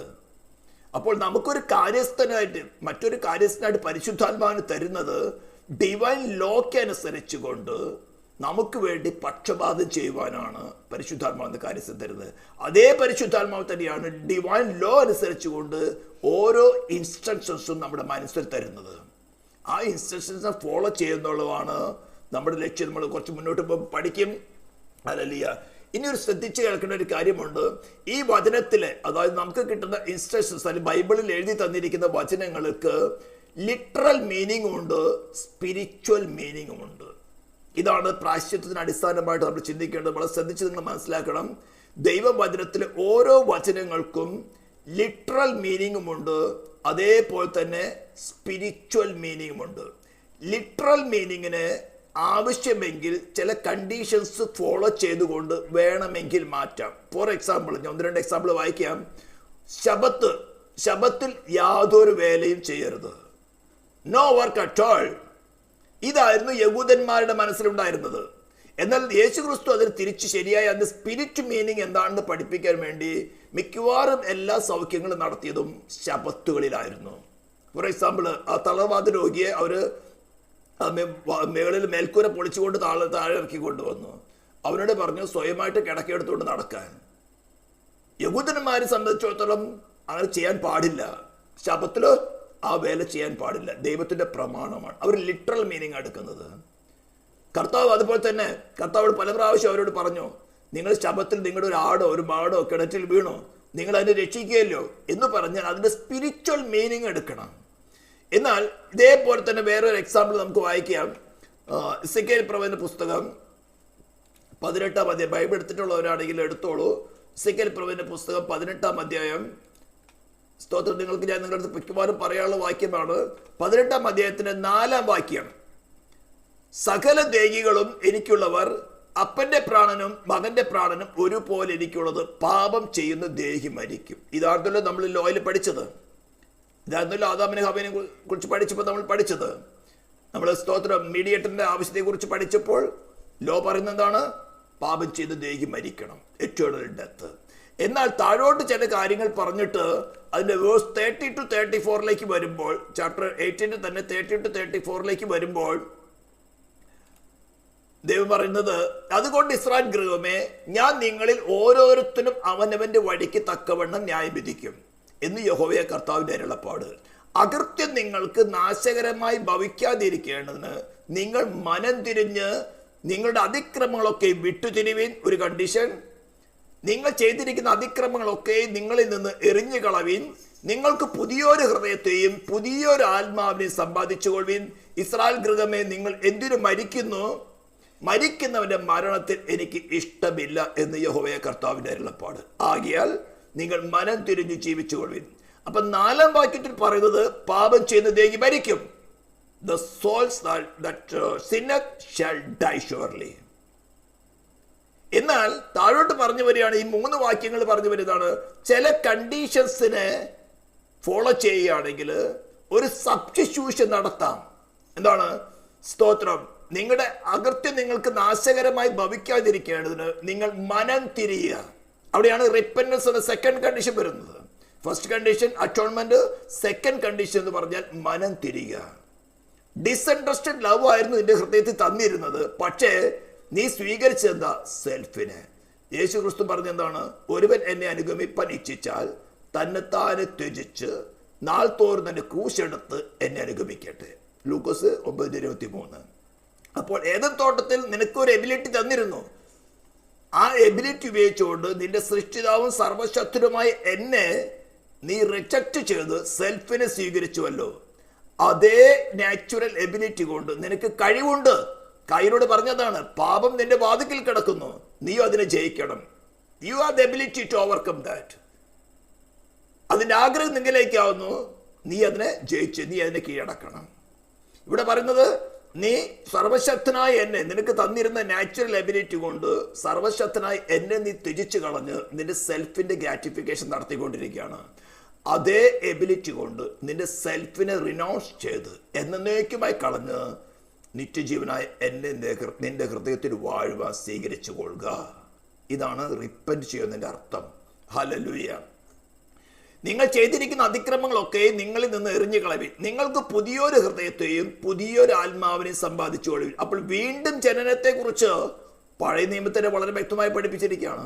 അത് തന്നെയാണ് യേശുക്രിസ്തു യോഹന്നാന്റെ സുവിശേഷം 3-ാം അധ്യായത്തിന്റെ 3-5 വാക്യങ്ങളിൽ പറയുന്നത്. പുതുതായി ജനിച്ചില്ലെങ്കിൽ ദൈവരാജ്യം കാണുവാൻ നിങ്ങൾക്ക് ആർക്കും സാധ്യമല്ല. വെള്ളത്താലും ആത്മാവിലും ജനിച്ചില്ലെങ്കിൽ ദൈവരാജ്യത്തിൽ പ്രവേശിപ്പാൻ ആരും സാധ്യമല്ല. ഇതൊരു പുതിയ ഡോക്ടറേയും കൊണ്ടുവന്നതല്ല.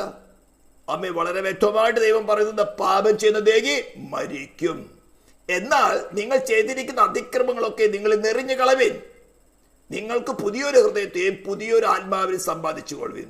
ഇസ്രായേൽ ഗ്രഹമേ, നിങ്ങൾ എന്തിനു മരിക്കുന്നു? അപ്പോൾ നിങ്ങളുടെ ആ പിക്ചർ ഞാൻ കാണിച്ചിരുന്ന ബോഡി സോൾ സ്പിരിറ്റിന്റെ ആ പിക്ചർ, ആ ഡാർക്കായിരിക്കുന്ന പിക്ചർ നിങ്ങളുടെ ഹൃദയത്തിലേക്ക് ഒന്ന് കൊണ്ടുവരിക.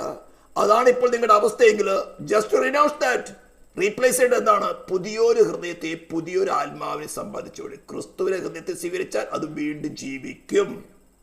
അപ്പോൾ ഇവിടെ പറഞ്ഞു വരുന്നത് അറ്റോൺമെന്റ് എന്ന സബ്ജക്റ്റിനെ സംബന്ധിച്ചിടത്തോളം അമ്മേ പാപം ചെയ്യുന്ന ദേഹി മരിക്കുമെന്നുള്ളത് ലിറ്ററൽ മീനിങ് ആണ്.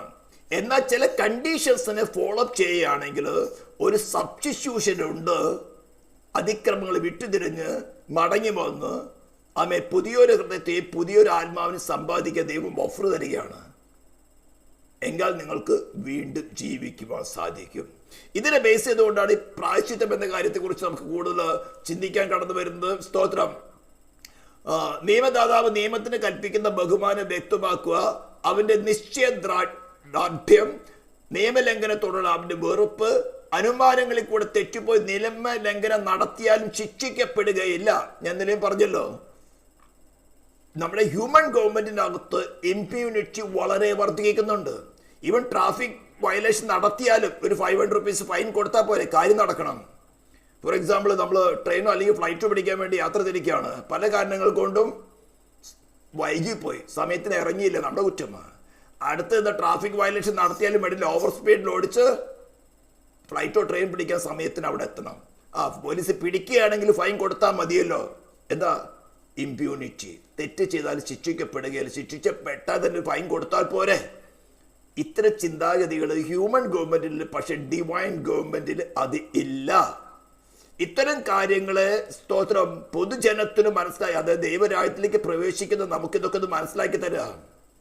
നമ്മളൊരു കൺട്രിയിൽ നിന്ന് മറ്റൊരു കൺട്രിയിലേക്ക് പോകുമ്പോൾ ആ കൺട്രിയെ കുറിച്ച് നല്ലൊരു കാര്യങ്ങളൊക്കെ പഠിച്ചിരിക്കണം, അല്ലെങ്കിൽ അവിടെ ചെന്ന് ഇറങ്ങുന്നത് പിറ്റേ ദിവസം ഡീപ്പോർട്ട് ചെയ്യും. ഇത് തന്നെയാണ് ആത്മീയ ഗോളത്തിൽ സംഭവിക്കുന്നത്. ദൈവരാജ്യത്തെക്കുറിച്ചുള്ള പ്രസംഗങ്ങൾ പ്രസംഗിക്കാതെ ഡിനോമിനേഷൻ ഇൻട്രസ്റ്റോ വ്യക്തി താല്പര്യങ്ങളോ ആളെ സുഖമായി കൂട്ടാൻ വേണ്ടി പ്രസംഗിച്ചാൽ ആ പാവ മനുഷ്യൻ കേൾക്കും, വിശ്വസിക്കും. മുന്നോട്ടുള്ള വഴി എന്താണെന്ന് അറിയില്ല, എന്താ ചെയ്യണമെന്ന് അറിയില്ല. രക്ഷിക്കപ്പെട്ട് സ്നാനപ്പെട്ട് ആമേ സ്തോത്രം വെള്ളത്തിൽ നിന്ന് കയറി വരുന്നതും പിറ്റേ ദിവസം പുറത്താവും. എന്താ? അവന് ശരിയായി പഠിപ്പിച്ചില്ല. കർത്താവ് എന്താ പറഞ്ഞിരിക്കുന്നത്? സ്വർഗത്തിലും ഭൂമി സകല അധികാരം എനിക്ക് നൽകിയിരിക്കുന്നു, ആകിയാൽ നിങ്ങൾ പുറപ്പെട്ട് പിതാവിൻ്റെയും പുത്രൻ്റെയും പരിശുദ്ധാത്മാവിൻ്റെ നാമത്തെ സ്നാനം കഴിപ്പിച്ച് ഞാൻ നിങ്ങളോട് കൽപ്പിച്ചതൊക്കെ പ്രമാണിച്ച് നടക്കാൻ ഉപദേശിച്ചും കൊണ്ട്, ഞാൻ നിങ്ങളോട് കൽപ്പിച്ചതൊക്കെയും പ്രമാണിച്ച് നടക്കാൻ ഉപദേശിച്ചും കൊണ്ട് സകല ജാതികൾ ശിഷ്യന്മാരാക്കണം. അപ്പോൾ ഈ പ്രായശ്ചിത്തത്തിന് ആവശ്യം വരുന്നത് നിയമദാതാവ് നിയമത്തിന് എന്തുമാത്രം വില കൽപ്പിക്കുന്നുണ്ട്, തെറ്റ് ചെയ്തവന് ശിക്ഷ എന്താണ്, സ്തോത്രം നിയമത്തോടുള്ള അവൻ്റെ ആ ദ്രാഢ്യത അല്ലെങ്കിൽ ആ സ്റ്റേൺ എത്രമാത്രം സ്റ്റേൺ ആയിരിക്കുന്നു, പാപത്തെ അവൻ എത്രമാത്രം വെറുക്കുന്നു, നിയമലംഘനം ചെയ്താലും ശിക്ഷിക്കപ്പെടുകയെന്നുള്ള മനോഭാവം മനുഷ്യനുള്ളിൽ നിന്ന് മാറ്റിക്കളയണം. ഹല്ലേലൂയ. ഇത്തരം കാര്യങ്ങളെല്ലാം നടക്കണം. ഇനി റിപ്പൻറ്റൻസ് എന്ന് പറയാൻ തന്നെ ഹല്ലേലൂയ ഒരു കാര്യം കൂടി ചിന്തിക്കാനുണ്ട് അവിടെ. സ്തോത്രം. ഈ റിപ്പൻറ്റൻസ് എന്ന് പറഞ്ഞാൽ തെറ്റ് ചെയ്താലും മാനസാന്തരപ്പെട്ട് പ്രതിശാന്തി കിട്ടിയാൽ മതി, നടത്തിയാൽ മതി, ശിക്ഷിക്കപ്പെടുകയില്ല എന്ന ധാരണ കടന്നു വരാതിരിക്കണം. അതായത് റിപ്പൻറ്റൻസിന്റെ കണ്ടീഷൻ റിപ്പൻറ്റ് ചെയ്ത വ്യക്തിയിലല്ല നിക്ഷിപ്തമായിരിക്കുന്നത്. ശരിക്കും മനസ്സിലാക്കണം. റിപ്പൻറ്റൻസിന്റെ കണ്ടീഷൻ മാനസാന്തരപ്പെട്ടോ ഇല്ലയോ എന്ന്, ഞാൻ മാനസാന്തരപ്പെട്ടു, ഇന്ന് നമുക്ക് ഇംഗ്ലീഷുകാർ തന്നിരിക്കുന്ന ഒരു വാക്കുണ്ട്, സോറി. എന്ത് ചെയ്താലും സോറി. ഈ സോറി പറയുന്നത് എന്തിനാ? ഇനി ഞാനത് ചെയ്യുകയില്ല. റിപ്പൻറ്റൻസ് എന്ന് പറഞ്ഞാൽ നമ്മുടെ അൾട്ടിമേറ്റ് ഇന്റൻഷൻ മാറ്റിയെടുക്കുക. താൽക്കാലിക രക്ഷയ്ക്കുള്ള ഒരു എന്താ പറയുക, അനുതാപം എന്നാണ് പറയുന്നത്. മാനസാന്തരമല്ല, അനുതാപം. തൽക്കാല കാര്യം നേടണം. അത് ആ റിപ്പന്റ് ചെയ്യുന്ന വ്യക്തിയുടെ അധികാരത്തിൽ പെടുന്നതാണ്. പക്ഷെ ദൈവരാജ്യത്തിന്റെ റിപ്പൻസ് എന്ന് പറയുന്നത് റിപ്പന്റ് ചെയ്യുന്ന വ്യക്തിയുടെ അധികാരത്തിൽ പെടുന്നതല്ല, പക്ഷേ ദൈവത്തിന്റെ അധികാരത്തിൽ നിലനിൽക്കുന്നതാണ്. എന്തുകൊണ്ട് അങ്ങനെ വരാൻ കാരണം? അങ്ങനെ വന്നാൽ തെറ്റ് ചെയ്താലും റിപ്പന്റ് ചെയ്താൽ മതിയല്ലോ. റിപ്പന്റ് ചെയ്താൽ മതിയല്ലോ. അതിനാണ് ഇസ്രായേലിലേക്ക് മക്കൾക്ക് ഈ യാഗങ്ങൾ റിപ്പീറ്റായിട്ട് കൊടുത്തോണ്ടിരുന്നത്. ഓരോ യാഗം കഴിയുമ്പോഴും അവർ അടുത്ത പദ്ധതി വേറെ ഒരിക്കലും ഉണ്ടാവും. കയ്യിൽ പൈസയുണ്ട്, ആടിനെ മേടിച്ചുകൊണ്ട് അതിലെത്തി ചെന്നാൽ മതിയല്ലോ. അവിടെ എന്ത് സംഭവിക്കുന്നത്? പാപത്തെക്കുറിച്ച് ഓർമ്മ വരുന്നതേ ഉള്ളൂ, റിപ്പൻറ്റൻസ് നടക്കുന്നില്ല. അപ്പൊ റിപ്പൻറ്റൻസ് എന്ന് പറയുന്നത് രക്ഷിക്കപ്പെടുന്നതിന്റെ രണ്ടാമത്തെ കണ്ടീഷനാണ് മാനസാന്തരം. പ്രായശ്ചിത്തം കഴിഞ്ഞാൽ അടുത്ത കണ്ടീഷനാണ് റിപ്പൻറ്റൻസ്. റിപ്പൻറ്റൻസ് എന്ന് പറയുന്നത് റിപ്പൻറ്റ് ചെയ്യുന്ന വ്യക്തിയുടെ അധികാര പരിധിയിലുള്ളതല്ല, ദൈവമാണ് അതിനെ മോണിറ്റർ ചെയ്യുന്നത്. ഇവന്റെ അൾട്ടിമേറ്റ് ഇന്റൻഷൻ മാറിയിട്ടുണ്ടോ? ഇവനിൽ ഡിസ്ഇൻട്രസ്റ്റഡ് ലവ് ആണോ വരുന്നത്? ഇനിയും സെൽഫ് ബാക്കിയുണ്ടോ? ഉണ്ടെങ്കിൽ ദൈവം നമുക്ക് ഓരോ പ്രവൃത്തിയും കൂടെ കാണിച്ചു തരും. അത് നമ്മൾ കുറച്ചുകൂടി മുന്നോട്ട് പോകുമ്പോൾ പഠിക്കും എങ്ങനെയാണ് കാണിച്ചു തരുന്നതെന്നുള്ളത്. അവിടെ ദൈവത്തെയും കുറ്റം പറയേണ്ട, ശാപമാണെന്നൊന്നും പറയാതെ ഇതെൻ്റെ മിസ്റ്റേക്ക് ആണെന്ന് സമ്മതിക്കുന്നതാണ് റിപ്പൻറ്റൻസ്. നമ്മൾ ആഴത്തിൽ പഠിക്കും. അതേപോലെ പ്രായശ്ചിത്തം ഒരിക്കൽ മാത്രമേ ഉള്ളൂ. ഞാൻ പല പ്രസംഗങ്ങളും എൻ്റെ ആദ്യകാല വിശ്വാസത്തിൽ കേട്ടിട്ടുണ്ട്. ദൈവത്തിന് ഒരു പുത്രനേ ഉള്ളൂ, അതുകൊണ്ട് ഒരു പ്രായശ്ചിത്തം ഉള്ളൂ. അതല്ല മീനിങ്. പ്രായശ്ചിത്തം പല പ്രാവശ്യം നടത്തി കിട്ടിയാൽ എന്തായി? തെറ്റ് ചെയ്താലും കുഴപ്പമില്ല, ദൈവം പ്രായശ്ചിത്തം ഒരുക്കിക്കൊള്ളു. ഇസ്രായേലിന് സംഭവിച്ചതല്ലയോ? ഓരോ വർഷവും പാപയാഗം കഴിക്കും, ഓരോ വർഷവും മഹാപാപ പരിഹാര പെരുന്നാളുണ്ട്. അന്ന് എല്ലാവരും അനുതാപത്തോടു കൂടെ കടന്നു വരും, ആടുകളെ കൊണ്ടുവരും. ഒന്നിന് അവർക്ക് വേണ്ടി അവരെ തനിക്കും കുടുംബത്തിന് വേണ്ടി യാഗം കഴിക്കും, പാപയാഗം കഴിക്കും. മറ്റൊന്ന് ഇസ്രായേലിൽ സകല ജനത്തിനു വേണ്ടി യാഗം കഴിക്കും. മറ്റൊന്നിനെ അസ്വസ്ഥയിൽ വിടും. എല്ലാവരും സന്തോഷത്തോടു കൂടെ തിരിച്ചു പോകും. വീണ്ടും അടുത്ത വർഷം സംഭവിക്കും. അതുകൊണ്ട് എന്ത് സംഭവിക്കുന്നത്? വീണ്ടും വീണ്ടും പ്രായശ്ചിത്തം ഉള്ളത് കൊണ്ട് തെറ്റ് ചെയ്താലും പേടിക്കേണ്ട, അടുത്ത പ്രായശ്ചിത്തം വരേക്ക് ദൈവം എല്ലാവരോടും ക്ഷമിച്ചോളും. പക്ഷേ സ്പിരിച്വൽ മീനിങ് അതല്ല. പ്രായശ്ചിത്തം എന്ന് പറഞ്ഞ ഒന്നേ ഉള്ളൂ, ഒരു പ്രാവശ്യമേ ഉള്ളൂ. രക്ഷിക്കപ്പെട്ടു എന്ന് പറഞ്ഞുകൊണ്ട് കഴിഞ്ഞ കാല പാപങ്ങളിൽ നിന്ന് കഴിഞ്ഞ കാലങ്ങളെ വിട്ടുപോകുന്നതിലേക്ക് വീണ്ടും തിരിഞ്ഞു നോക്കിയാൽ ഇന്ന് വിശ്വാസഗോളത്തില് അനേക ലോത്തിന്റെ ഭാര്യമാരായിരിക്കുന്ന ഉപ്പ് തൂണുകളുണ്ട്. പിന്മാറ്റക്കാരെ നായ വന്ന് നക്കിക്കൊണ്ടിരിക്കുകയാണ്. എന്താ? തിരിഞ്ഞ് അതിലേക്ക് നോക്കുക. ഇസ്രായേൽ ജനത്തിന്റെ കൂടെയും കുറെ സമ്മിശ്ര ജാതികൾ ഇറങ്ങി തിരിച്ചിരുന്നു. ഇടയ്ക്കിടയ്ക്കിട്ട് അവർക്ക് മിസ്രൈമിലെ ഇറച്ചിക്കലകളുടെ ഓർമ്മ വരും, കുക്കുംബറിന്റെ ഓർമ്മ വരും. അവരൊന്നും കാനാൻ ദേശം കണ്ടില്ല. ഇതൊക്കെ നമുക്ക് ബുദ്ധിപദേശത്തിന് വേണ്ടി പറഞ്ഞിരിക്കുക. അപ്പോൾ റിപ്പന്റ് ചെയ്ത വ്യക്തിയുടെ അധികാരത്തിലുള്ളതല്ല, ദൈവത്തിന്റെ അധികാരത്തിലുള്ളതാണ്. പ്രായശ്ചിത്തം എന്ന് പറഞ്ഞാൽ ഒരു പ്രാവശ്യം റിപ്പന്റ് ചെയ്താൽ പിന്നെയും റിപ്പന്റ് ചെയ്യാമല്ലോ, അല്ലെങ്കിൽ പിന്നെയും പ്രായശ്ചിത്തം ഉണ്ടല്ലോ. കർത്താവേ, നിന്റെ രക്തത്താൽ എന്നെ കഴുകണമേ, രക്തത്താൽ എന്നെ കഴുകണമേ.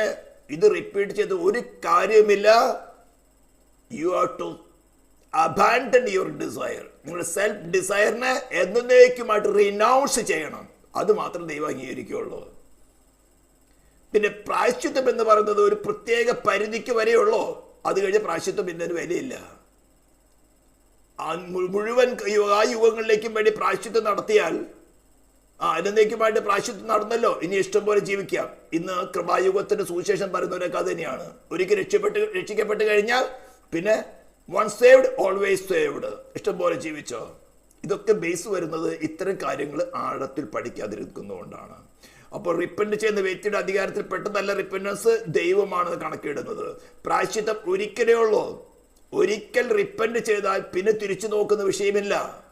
വൺസ് റിനൗൺസ് ചെയ്തോ ഓൾവേസ്, പിന്നെ മുന്നോട്ട് യാത്ര. അത് പ്രായശ്ചിത്തം ഒരു നിശ്ചിത പരിധിക്ക് വരെ ഉള്ളൂ. ഹല്ലേലൂയ.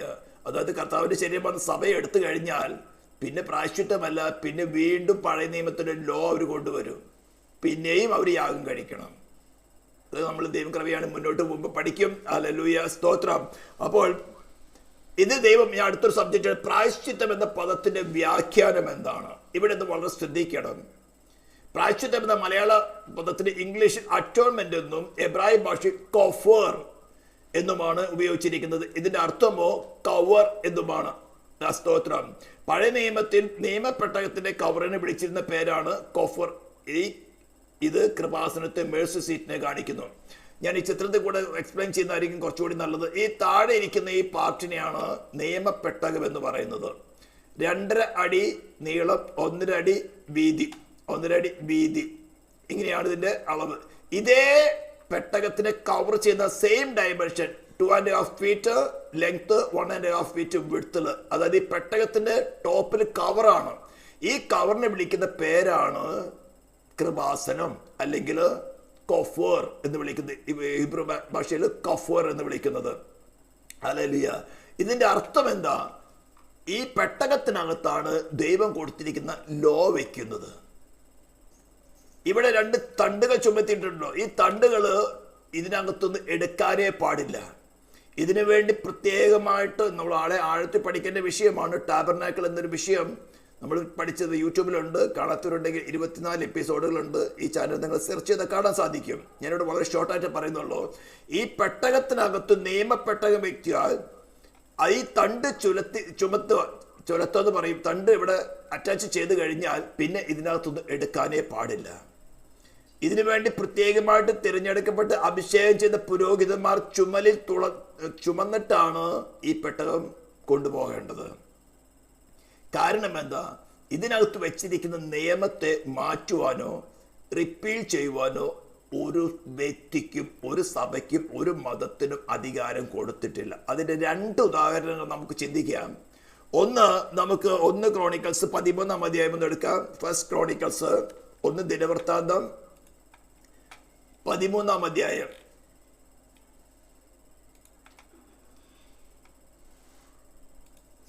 അധ്യായത്തിന്റെ 10-ാം വാക്യമാണ് വായിക്കേണ്ടത്. അത് കുറച്ച് മുന്നത്ത് നിങ്ങൾക്ക് അറിയാൻ സാധിക്കുമല്ലോ. 8 തുടങ്ങിയ വായിക്കാം, 7 തുടങ്ങി വായിക്കാം. സ്തോത്രം. അവർ ദൈവത്തിന്റെ പെട്ടകം അബിനാദാബിന്റെ വീട്ടിൽ നിന്നെടുത്തു ഒരു പുതിയ വണ്ടിയിൽ കയറ്റി ഊസയും അഹ്യോവും വണ്ടി തെളിച്ചു. ഇപ്പോൾ അനേക പ്രസംഗങ്ങൾ നിങ്ങൾ കേട്ടിട്ടുണ്ടായിരിക്കും. അവർ ദൈവത്തിന്റെ പെട്ടകം അബിനാദാബിന്റെ വീട്ടിൽ നിന്നെടുത്തു ഒരു പുതിയ വണ്ടിയിൽ കയറ്റി ഊസയും അഹ്യോവും വണ്ടി തെളിച്ചു. ഈ സമയത്ത് ദൈവം കോപിച്ചോ? ഇല്ല. ദാവീദും എല്ലാ ഇസ്രായേലും ദൈവത്തിന്റെ സന്നിധിയിൽ പൂർണ്ണ ശക്തിയോടെ പാട്ടുപാടിയും കിന്നരം, വീണ, തപ്പ്, കൈത്താളം, കാഹളം എന്നീ വാദ്യങ്ങൾ ഘോഷിച്ചുകൊണ്ട് നൃത്തം ചെയ്ത് വളരെ ആത്മാർത്ഥതയോടുകൂടിയാണ് ചെയ്തത്. അവർ കീദോൻ കളത്തിന് സമീപം എത്തിയപ്പോൾ കാള വിരളുക കൊണ്ട് ഊസ പെട്ടകം പിടിപ്പാൻ കൈ നീട്ടി. സോറി. അപ്പോൾ യഹോവയുടെ കോപം ഊസയുടെ നേരെ ജ്വലിച്ചു. ഈ പെട്ടകം ഇവര് കാളവണ്ടിയിൽ കൊണ്ടുവന്നത് കൊണ്ടാണ് ദൈവം കോപിച്ചതെന്ന് പലരും പ്രസംഗിച്ച് ഞാൻ കേട്ടിട്ടുണ്ട്. ഇപ്പൊ നിങ്ങൾ ആള് മനസ്സിലാകുന്നുണ്ടോ? അപ്പോൾ യഹോവയുടെ കോപം എപ്പോൾ? അവർ കീദോൻ കളത്തിന് സമീപം എത്തിയപ്പോൾ കാള വിരളുക കൊണ്ട് ഊസ പെട്ടകം പിടിപ്പാൻ കൈനീട്ടി. അനേക പ്രസംഗങ്ങൾ ഇതിനെക്കുറിച്ച് കേൾക്കാം. ഊസ നല്ല മനസ്സോടു കൂടിയാണ് പെട്ടകം വീഴാതിരിക്കാൻ വേണ്ടി കൈനീട്ടിയത്. അപ്പോൾ യഹോവയുടെ കോപം ഊസയുടെ നേരെ ജ്വലിച്ചു. അവൻ തന്റെ കൈ പെട്ടകത്തിലേക്ക് നീട്ടിയത് കൊണ്ട്, വളരെ വ്യക്തമായിട്ടുള്ള പറഞ്ഞിരിക്കുകയാണ്, അവൻ തന്റെ കൈ പെട്ടകത്തിലേക്ക് നീട്ടിയത് കൊണ്ട് അവനെ ബാധിച്ചു. അവൻ അവിടെ ദൈവസന്നിധിയിൽ മരിച്ചു. വളരെ വ്യക്തമായിട്ട് പറഞ്ഞിരിക്കുന്നത് കാളവണ്ടിയിൽ കയറ്റിയത് കൊണ്ടല്ല. പെട്ടകത്തിന് അകത്ത് വെച്ചിരിക്കുന്ന നിയമത്തെ മാറ്റുവാൻ ദൈവത്തിനാകട്ടെ ഒരു സൃഷ്ടികൾക്ക് പോലും അധികാരമില്ല. ഇന്ന് എത്രമാത്രം ഉപദേശങ്ങളിൽ കൂടിയ ഓരോരോ സഭകൾ നിൽക്കുന്നത്. പെട്ടകത്തിനകത്ത് നിയമം വെച്ചാൽ നിയമത്തിന്റെ ഗാംഭീര്യതയാണ് ദൈവം അവിടെ കാണിക്കുന്നത്. അതാണ് ക്രൂശിൽ കാണുന്നത്. ഇതൊന്നും ഉസ്സയുടെ കാര്യം. അനേകം കാളവണ്ടിയിൽ കൊണ്ടുവന്നു, കാളയുടെ സ്വഭാവമുള്ളത്. ഇതൊക്കെ വെറും മോശത്തരമായ പ്രസംഗങ്ങളാണ്. വളരെ വ്യക്തമായിട്ട് പറഞ്ഞിരിക്കുന്നത്. മറ്റൊന്ന് 1 ശമൂവേൽ 6-ാം അധ്യായത്തിന്റെ 19-ാം വാക്യം എടുക്കാം. 1 ശമൂവേൽ 6-19 അതിനു മുമ്പ് നിങ്ങൾക്കറിയാമല്ലോ, ഫെലിസ്തര് പെട്ടകം പിടിച്ചു കൊണ്ടുപോയിട്ട് തിരിച്ചു കൊണ്ടുവരുന്ന കാര്യമാണ് അവിടെ എത്തിയിരിക്കുന്നത്. പിന്നെ അവർ യഹോവയുടെ പെട്ടകവും പൊന്നുകൊണ്ടുള്ള എലികളും മൂലക്കുരുവിന്റെ പ്രതിമകളും ഇട്ടിരുന്ന ചെല്ലവും വണ്ടിയിൽ വെച്ചു. ആ പശുക്കൾ നേരെ ബേത് ഷെമെശിലേക്കുള്ള വഴിക്ക് പോയി. അവ കരഞ്ഞുകൊണ്ട് വലത്തോട്ടോ ഇടത്തോട്ടോ മാറാതെ പെരുവഴിയിൽ കൂടെ തന്നെ പോയി. ഫെലിസ്ത്യ പ്രഭുക്കന്മാർ ബേത് ഷെമിന് അതിർവരെ പിന്നാലെ ചെന്നു. അന്നേരം ബേത് ഷെമെശ്യർ താഴ്വരയിൽ കോതമ്പ് കൊയ്യുകയായിരുന്നു. അവർ തല ഉയർത്തി പെട്ടകം കണ്ടിട്ട് സന്തോഷിച്ചു. നല്ല കാര്യമല്ലേ? വണ്ടി ബേത് ഷെമെശിനായ യോശുവയുടെ വയലിൽ വന്നു നിന്നു. അവിടെ ഒരു വലിയ കല്ല് ഉണ്ടായിരുന്നു. അവർ വണ്ടിയുടെ മരം വെട്ടിക്കീറി പശുക്കളെ യഹോവയ്ക്ക് ഹോമയാഗം കഴിച്ചു. ലേവർ യഹോവയുടെ പെട്ടകവും പൊന്നുരുപ്പിടികളുള്ള ചെല്ലവും ഇറക്കി ആ വലിയ കല്ലിന്മേൽ വെച്ചു. അപ്പോഴും കോപമൊന്നും ഉണ്ടായില്ല. ബേത് ഷെമെശ്യർ അന്ന് യഹോവയ്ക്ക് ഹോമയാഗങ്ങളും അനയാഗങ്ങളും അർപ്പിച്ചു. നല്ല കാര്യം. ഫെലിസ്ത്യ പ്രഭുക്കന്മാർ ഐവരും അത് കണ്ട ശേഷം അന്ന് തന്നെ എക്രോണിലേക്ക് മടങ്ങിപ്പോയി. ഫെലിസ്ത്യർ യഹോവയ്ക്ക് പ്രാശ്ചിത്തമായി കൊടുത്തയച്ച പൊന്നുകൊണ്ടുള്ള മൂലക്കുരുകൾ അസ്തോദിന്റെ പേർക്ക് 1, ഗസയുടെ പേർക്ക് 1, അസ്കോലിന്റെ പേർക്ക് 1, ഗത്തിന്റെ പേർക്ക് 1, എക്രോന്റെ പേർക്ക് 1 ഇങ്ങനെയായിരുന്നു. പൊന്നുകൊണ്ടുള്ള എലികൾ ഉറപ്പുള്ള പട്ടണങ്ങളും നാട്ടുപ്രഭുങ്ങളും ഗ്രാമങ്ങളുമായി 5 പ്രഭുക്കന്മാർ ഫെലിസ്ത്യ പട്ടണങ്ങളെയും എണ്ണത്തിന് ഒത്തവണ്ണം ആയിരുന്നു. അവർ യഹോവയുടെ പെട്ടകം ഇറക്കി വെച്ച വലിയ കല്ല് ബേത് ഷെമിനെ യോശുവയുടെ വയലിൽ ഇന്നുവരെയും ഉണ്ട്. ബേത് ഷെമെശ്യർ യഹോവയുടെ പെട്ടകത്തിൽ നോക്കുക കൊണ്ട് അവൻ അവരെ സംഹരിച്ചു. എന്ത് തെറ്റാ ചെയ്തേ? ബേത് ഷെമെശ്യർ യഹോവയുടെ പെട്ടകത്തിൽ നോക്കുക കൊണ്ട് അവർ വളരെ സന്തോഷത്തോടെ ഫെലിസ്ത്യരെ പിടിച്ചുകൊണ്ടുപോയ പെട്ടകം തിരിച്ചു കൊണ്ടുവന്നു. അകൃത്യമുള്ളത് കൊണ്ടാണ് ദൈവം ഏൽപ്പിച്ചു കൊടുത്തത്. ദൈവം ഫെലിസ്ത്യരെ ബാധിച്ചു. അവർ മനസ്സിലായി, അവർ കൊണ്ടുവന്നു. ബേത് ഷെമെശ്യർ യഹോവയുടെ പെട്ടകത്തിൽ നോക്കുന്നല്ല, പെട്ടകത്തിൽ നോക്കുക കൊണ്ട് അവനവരെ സംഹരിച്ചു. അവൻ ജനത്തിൽ 50,070 പേരെ സംഹരിച്ചു. 50,070 പേര്. 1 വർഷത്തോളം ഗസയോട് യുദ്ധം ചെയ്തിട്ടാണ് ഇത്രയും ആൾക്കാർ ഇത്രയും മോഡേൺ യുദ്ധത്തിൽ മരിക്കുന്നത്. പെട്ടകത്തിൽ നോക്കുന്നുണ്ട്. പെട്ടകം തുറന്നു. മനസ്സിലാവുന്നുണ്ടോ? പെട്ടകത്തിൽ നോക്കി തന്നെ പറഞ്ഞിരിക്കുന്നത്. പെട്ടകത്തിൽ നോക്കുകൊണ്ട് വചനം വളരെ സാവകാശം പഠിച്ചാൽ നമുക്കിതൊക്കെ മനസ്സിലാക്കാൻ പറ്റും. ഇതിൻ്റെ അർത്ഥം എന്ത് ഞാൻ പറഞ്ഞു വരുന്നത്, ഈ 2 സംഭവങ്ങൾ എടുത്തത് സ്തോത്രം, നിയമത്തെ റിപ്പീൽ ചെയ്യുവാനോ നിയമത്തിലേക്ക് വരിക്കുവാൻ ഒരു ഭേദഗതി വരുത്തുവാനോ ഒരു പാസ്റ്ററിനോ ഒരു പോപ്പിനോ ഒരു തിരുമേനിമാർക്കോ യാതൊരു അധികാരമില്ല. അപ്പോൾ നിങ്ങൾക്ക് ഏകദേശം ഈ അറ്റോൺമെന്റ് അല്ലെങ്കിൽ കഴിഞ്ഞ ദിവസം നമ്മൾ പഠിച്ചതുപോലെ മധ്യസ്ഥൻ അല്ലെങ്കിൽ അറ്റോൺമെന്റിന്റെ ആവശ്യകത എന്താണ്, റിപ്പൻറ്റൻസിന്റെ ആ ഉത്തരവാദിത്വം, അല്ലെങ്കിൽ അറ്റോൺമെന്റ് റിപ്പീറ്റ് ചെയ്യാത്തതിന്റെ കാര്യം, അറ്റോൺമെന്റിന് പരിധി വയ്ക്കുന്നതിന്റെ കാര്യം, ഇതെല്ലാം എന്തുകൊണ്ടാണെന്ന് മനസ്സിലാകുന്നുണ്ടോ? നിയമത്തെ യാതൊരു കാരണവശാലും മാറ്റുവാൻ ദൈവത്തിനോ മനുഷ്യർക്കോ ഒരു വ്യക്തികൾക്ക് സാധ്യമല്ല. പാപം ചെയ്ത് ദേഹി മരിക്കണം. എന്നാൽ ചില കണ്ടീഷൻസിന് ഫോളോ ചെയ്യുകയാണെങ്കിൽ മരിക്കുന്നവരുടെ മരണത്തിൽ ദൈവത്തിന് ഇഷ്ടമല്ല. നീ മനം തിരിഞ്ഞ് പുതിയൊരു ഹൃദയത്തെയും പുതിയൊരു ആത്മാവിനെ സമ്പാദിച്ചു കൊള്ളുക, നീ ജീവിച്ചു കൊള്ളുക. ദൈവം തരുന്ന ഓഫറാണ്. ഇത് തന്നെയാണ് വീണ്ടും ജനനത്തിന് ഉപദേശം എന്ന് പറയുന്നത്. നിയമം മാറ്റിക്കൊണ്ട് നിന്നെ ദൈവരാജ്യത്തിലേക്ക് പ്രവേശിപ്പാനോ ഒരു മതത്തിൽ നിന്ന് പെന്തക്കോസ്തേ കൊണ്ടുവരുവാൻ അല്ല ദൈവം തന്നിരിക്കുന്നത്. നീ മരിച്ചിരിക്കുന്ന അവസ്ഥയിൽ നിന്ന് നീ മാനസാന്തരപ്പെട്ട് നിന്റെ അൾട്ടിമേറ്റ് ഇന്റൻഷനെ മാറ്റിയെടുത്ത് നീ സെൽഫ് ഗ്രാറ്റിഫിക്കേഷന് വേണ്ടി ജീവിച്ചു കൊണ്ടിരിക്കുന്ന അവസ്ഥയിൽ നിന്ന് ഡിസൻട്രസ്റ്റ് ലെവലിലേക്ക് കടന്നു പോകുന്നു. ഒരു ദിവസം കൊണ്ട് നടക്കുന്നതല്ല. നിന്റെ തീരുമാനമായാൽ ദൈവം നിനക്കൊരു പുതിയ ഹൃദയത്തെയും പുതിയൊരു ആത്മാവിനെയും തരും. അത് ക്രിസ്തു ഹൃദയത്തിൽ വന്നാലാണ്. സ്തോത്രം. അപ്പോൾ അതിനുവേണ്ടി ദൈവം ചെയ്ത ഒരു കണ്ടീഷനാണ്, മനുഷ്യജാതിയുടെ മേലുണ്ടായിരുന്ന ശിക്ഷയെ ദൈവം എന്ത് ചെയ്തു? താൻ തന്നെ മനുഷ്യനായിട്ട്, നിയമദാതാവായിരിക്കുന്ന മനുഷ്യനായിട്ട് തന്നെ അവതരിച്ചു. ഈ കാര്യങ്ങളൊക്കെ നിങ്ങൾക്ക് അനേക വാക്യങ്ങൾ താഴെയുണ്ട്. ഞാൻ നിങ്ങൾക്ക് PDF ഫയൽ അയക്കുന്നതായിരിക്കും. നിങ്ങൾ അതിൽ കൂടെ വായിച്ചു നോക്കുക. ഇതെല്ലാം ദൈവവചനത്തിന്റെ വെളിപ്പാടുകളായതുകൊണ്ട് സ്തോത്രം, പഴയ നിയമത്തിൽ നിന്നും പുതിയ നിയമത്തിൽ നിന്നും അനേക വാക്യങ്ങൾ നൂറുകണക്കിന് വാക്യങ്ങളുണ്ട്. പക്ഷെ ഞാൻ കുറച്ച് വാക്യങ്ങൾ മാത്രമേ കോട്ട് ചെയ്തിട്ടുള്ളൂ.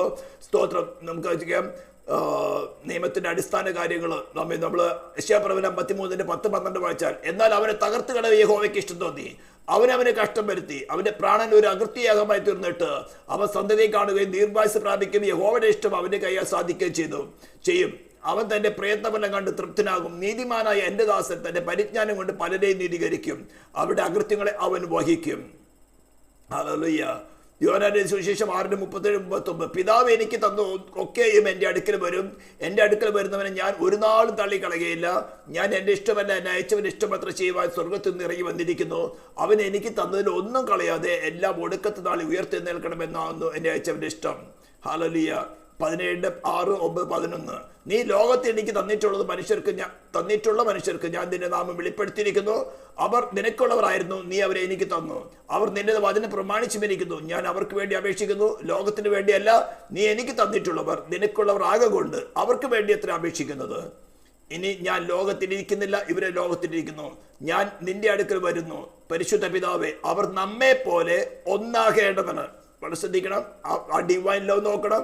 അവർ നമ്മെ പോലെ ഒന്നാകേണ്ടതിന് നീ എനിക്ക് തന്നിരിക്കുന്ന നിന്റെ നാമത്തിൽ അവരെ കാത്തുകൊള്ളണമേ. നിങ്ങൾ ഇത്ര വാക്യങ്ങൾ, ഞാൻ കുറച്ച് വാക്യങ്ങൾ മാത്രമേ കോട്ട് ചെയ്തിട്ടുള്ളൂ. PDF ഫയലിൽ കൂടെ ഒന്ന് വായിച്ച് മുന്നോട്ട് പോകുക. സ്തോത്രം. ഹല്ലേലൂയ. നമ്മളിപ്പോൾ പഠിച്ചുകൊണ്ടിരിക്കുന്ന വാക്യം റോമാലേഖനം 3:24-26 വാക്യം എക്സ്പ്ലെയിൻ. ഇതിൽ നിന്നാണല്ലോ നമ്മൾ ഇവിടേക്ക് വന്നത്. അവന്റെ കൃപയാൽ ക്രിസ്തുവേശുവെങ്കിലും വീണ്ടെടുപ്പ് പോലെ നമ്മൾ ചിന്തിച്ചു. വീണ്ടെടുപ്പ് എന്താണെന്ന്, സൗജന്യമായ നീതീകരണം നമ്മൾ അടുത്ത് ചിന്തിക്കും കുറച്ചും കൂടെ. വിശ്വസിക്കുന്നവർക്ക് അവൻ തന്റെ രക്തം മൂലം പ്രായശ്ചിത്തം, അറ്റോൺമെന്റ്, എക്സ്പിയേഷൻ അല്ലെങ്കിൽ റാൻസം എന്നൊക്കെ ഉപയോഗിക്കുന്ന വാക്കുകൾ ആകുവാൻ ദൈവം അവനെ പരസ്യമായി നിർത്തിയിരിക്കുന്നു. ഈ പരസ്യമായി നിർത്തുക എന്ന വാക്കിന്റെ ശരിയായ മീനിങ് നിങ്ങളൊന്ന് മനസ്സിലാക്കണം. ഇവിടെയാണ് ഞാൻ പറഞ്ഞ മോറൽ ലോയിൽ നമുക്ക് ഇൻഫ്ലുവൻസ് തരാനല്ലാതെ ഒരു ഫിസിക്കൽ ആക്ഷൻ ചെയ്യുമ്പോൾ ദൈവത്തിന് സാധ്യമല്ല. ആ ശരീരം, പ്രാണൻ, ആത്മാവിന്റെ ചിത്രം നിങ്ങളുടെ മനസ്സിലേക്ക് ഒന്ന് കൊണ്ടുവരാം. ഞാൻ തന്നെ ആ ചിത്രം ഒന്ന് എടുക്കാം. സ്തോത്രം.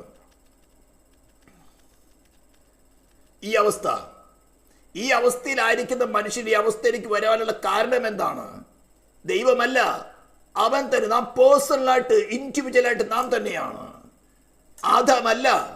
ആദാമിന്റെ പാപത്തിന്റെ ശിക്ഷ നമുക്കുണ്ട്. എന്നാൽ നാം എക്ലേസിസ്റ്റ് അല്ലെങ്കിൽ സഭാപ്രസംഗി 12:7 നാം വായിച്ചല്ലോ, ദൈവമാണ് ഓരോരുത്തർക്കും ഓരോ ആത്മാവിനെ നൽകുന്നത്. കറപ്റ്റഡ് ആയിരിക്കുന്ന ഒരു ആത്മാവിനെ എല്ലാം നമുക്ക് തന്നിരിക്കുന്നത് ഇൻകറപ്റ്റഡ് ആയിരിക്കുന്ന ആത്മാവിനെയാണ്.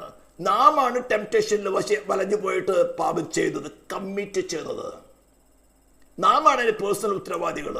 എന്നിട്ട് ഈ മീഡിയേറ്ററിനെ കുറിച്ചുള്ള സബ്ജക്റ്റും ഈ അറ്റോൺമെന്റിനെ കുറിച്ചുള്ള സബ്ജക്റ്റ് നിങ്ങൾക്ക് വചനത്തിൽ കൂടെ തെളിയിച്ചു തരുമ്പോൾ നിങ്ങളുടെ സോളിലേക്ക് ഈ വാർത്തകൾ കേട്ടിട്ട്, ഈ വചനങ്ങൾ കേട്ടിട്ട്, ഈ ക്ലാസ്സുകൾ കേട്ടിട്ട് എന്ത് ഇൻഫ്ലുവൻസ് ആണ് നിങ്ങൾക്ക് ഉണ്ടാകുന്നത്?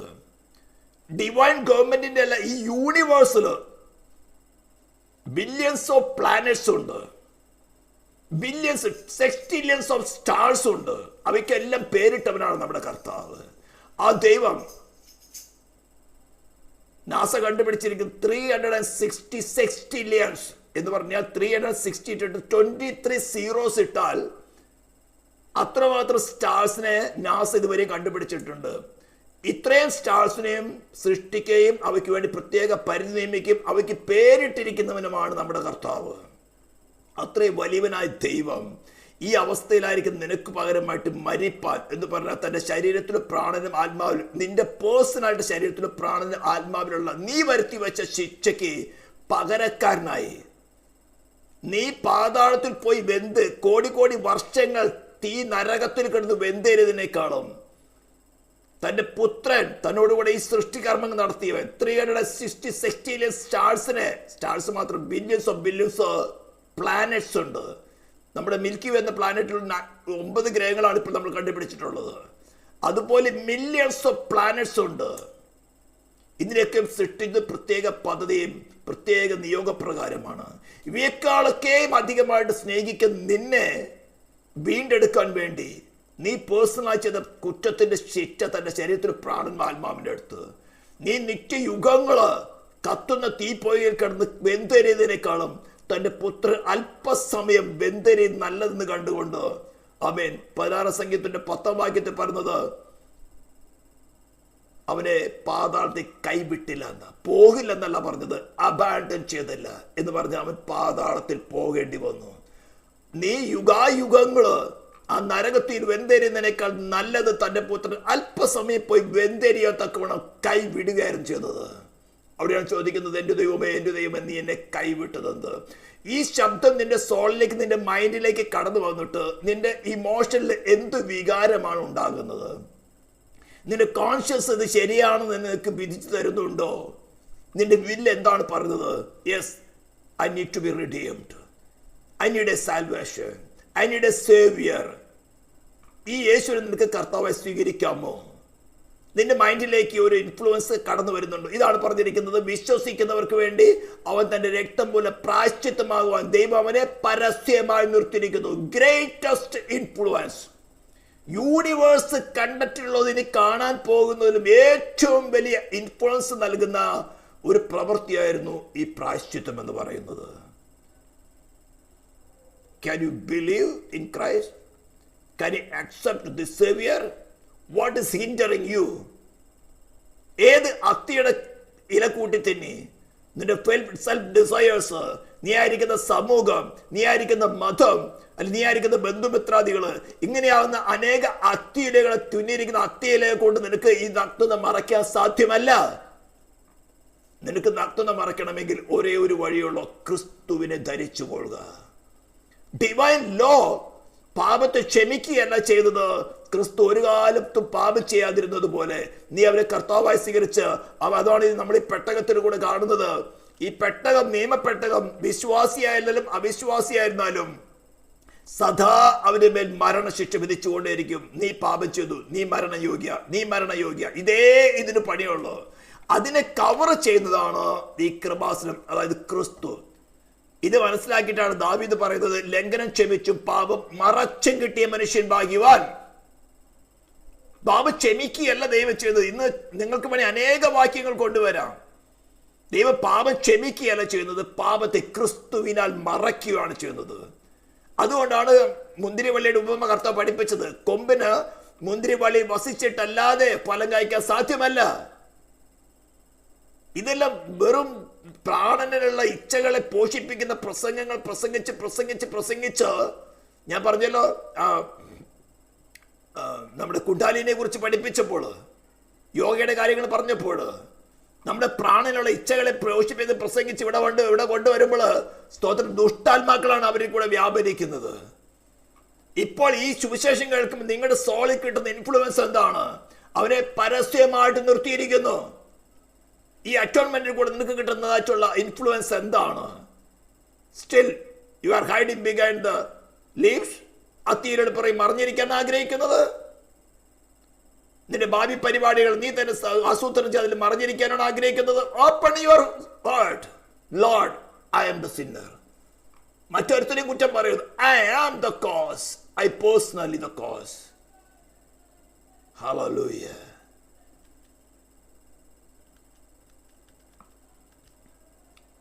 അനേക വാക്യങ്ങളുണ്ട്. ഞാനിതിന് PDF അയച്ചു തരുമ്പോൾ നിങ്ങൾ ജസ്റ്റ് ഒന്ന് വായിച്ചു. അത് വായിച്ചുമ്പോൾ ഒത്തിരി സമയങ്ങളെടുക്കും. അതുകൊണ്ടാണ്.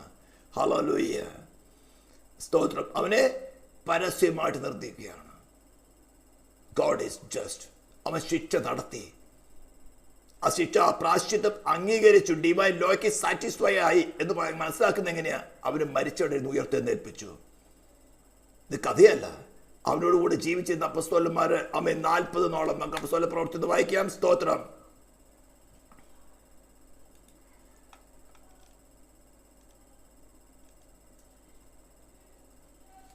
ആക്ച്വലി 1-ാം അധ്യായത്തിൽ 1 തുടങ്ങി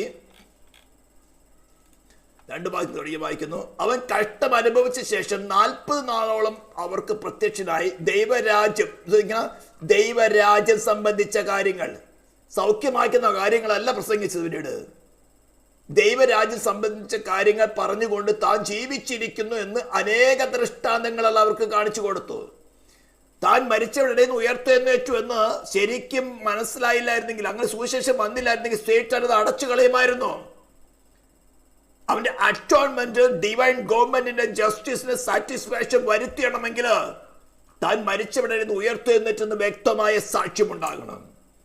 40 നാളോളം തന്നോട് കൂടെ ഇരുന്ന അപ്പസ്തോലന്മാർക്ക് അവിടെ ഇവിടെയുമായിട്ട് പ്രത്യക്ഷപ്പെട്ട അവരുടെ അവിശ്വാസങ്ങളെ മാറ്റി എല്ലാം മാറ്റിക്കൊണ്ട് അവരുടെ ഹൃദയത്തിൽ വ്യക്തമായി താൻ മരിച്ചവിടെ നിന്ന് ഉയർത്തെഴുന്നേറ്റു.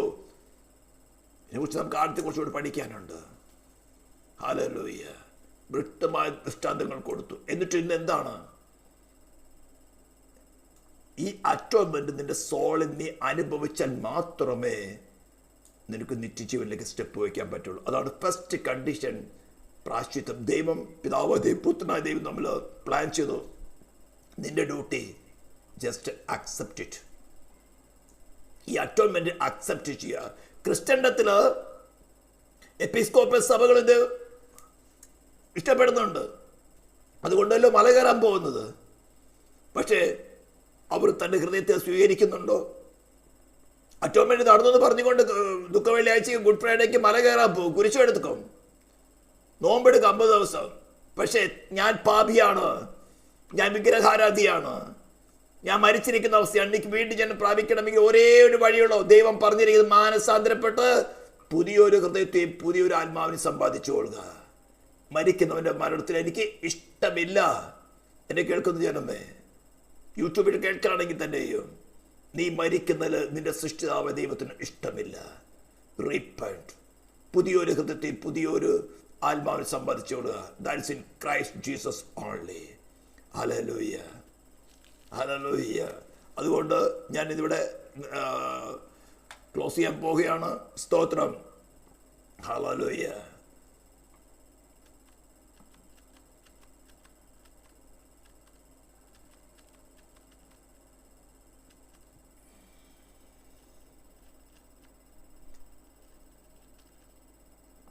സ്തോത്രം. നിങ്ങൾ കൃപയാണെങ്കിൽ ഇതിൽ കുറച്ച് ക്വസ്റ്റ്യൻസ് ഞാൻ നിങ്ങൾക്ക് PDF അയക്കുന്നതിൻ്റെ കൂട്ടത്തിലയക്കും. നിങ്ങൾ തന്നെ ആൻസർ ചെയ്യുക. ഞാൻ റിക്വസ്റ്റ് ചെയ്യുന്നത്, നിങ്ങൾക്ക് വിഷമമില്ലെങ്കിൽ ഒന്നുകിൽ ഇംഗ്ലീഷിലോ അല്ലെങ്കിൽ മലയാളത്തിലോ എഴുതി നിങ്ങൾ എത്രമാത്രം ഗ്രഹിച്ചു എന്ന് മാത്രമല്ല, ഞാൻ പറയാൻ ആഗ്രഹിച്ചതിൽ എത്രമാത്രം. നമ്മൾ ടീച്ചേഴ്സിന് അറിയാവുന്നതാണ്, ടീച്ചേഴ്സ് സാധാരണ ക്ലാസ്സുകൾ എടുക്കുമ്പോൾ അവർ പറയാൻ ആഗ്രഹിക്കുന്നതിൻ്റെ ഒരു 70% അവർക്ക് എക്സ്പ്രസ് ചെയ്യാൻ പറ്റുള്ളൂ. അവരെ എക്സ്പ്രസ് ചെയ്യുന്നതിൽ നിന്നും ഒരു 42 നല്ല കുട്ടികളാണെങ്കിൽ ഒരു 70% വരെ അവർ ഗ്രാസ്പ് ചെയ്യുള്ളൂ. അവർ ഗ്രാസ്പ് ചെയ്താൽ മാത്രമല്ല, അതിൽ നിന്ന് അവർക്ക് എത്ര എക്സ്പ്രസ് ചെയ്യാൻ സാധിക്കുന്നു എന്നറിയാനാണ് നമ്മൾ എക്സാംസ് നടത്തുന്നത്. അത് വിധിക്കുവാനല്ല, അവരെ തോൽപ്പിക്കുവാനല്ല, അവരെ വീണ്ടും പഠിപ്പിക്കുവാനാണ്.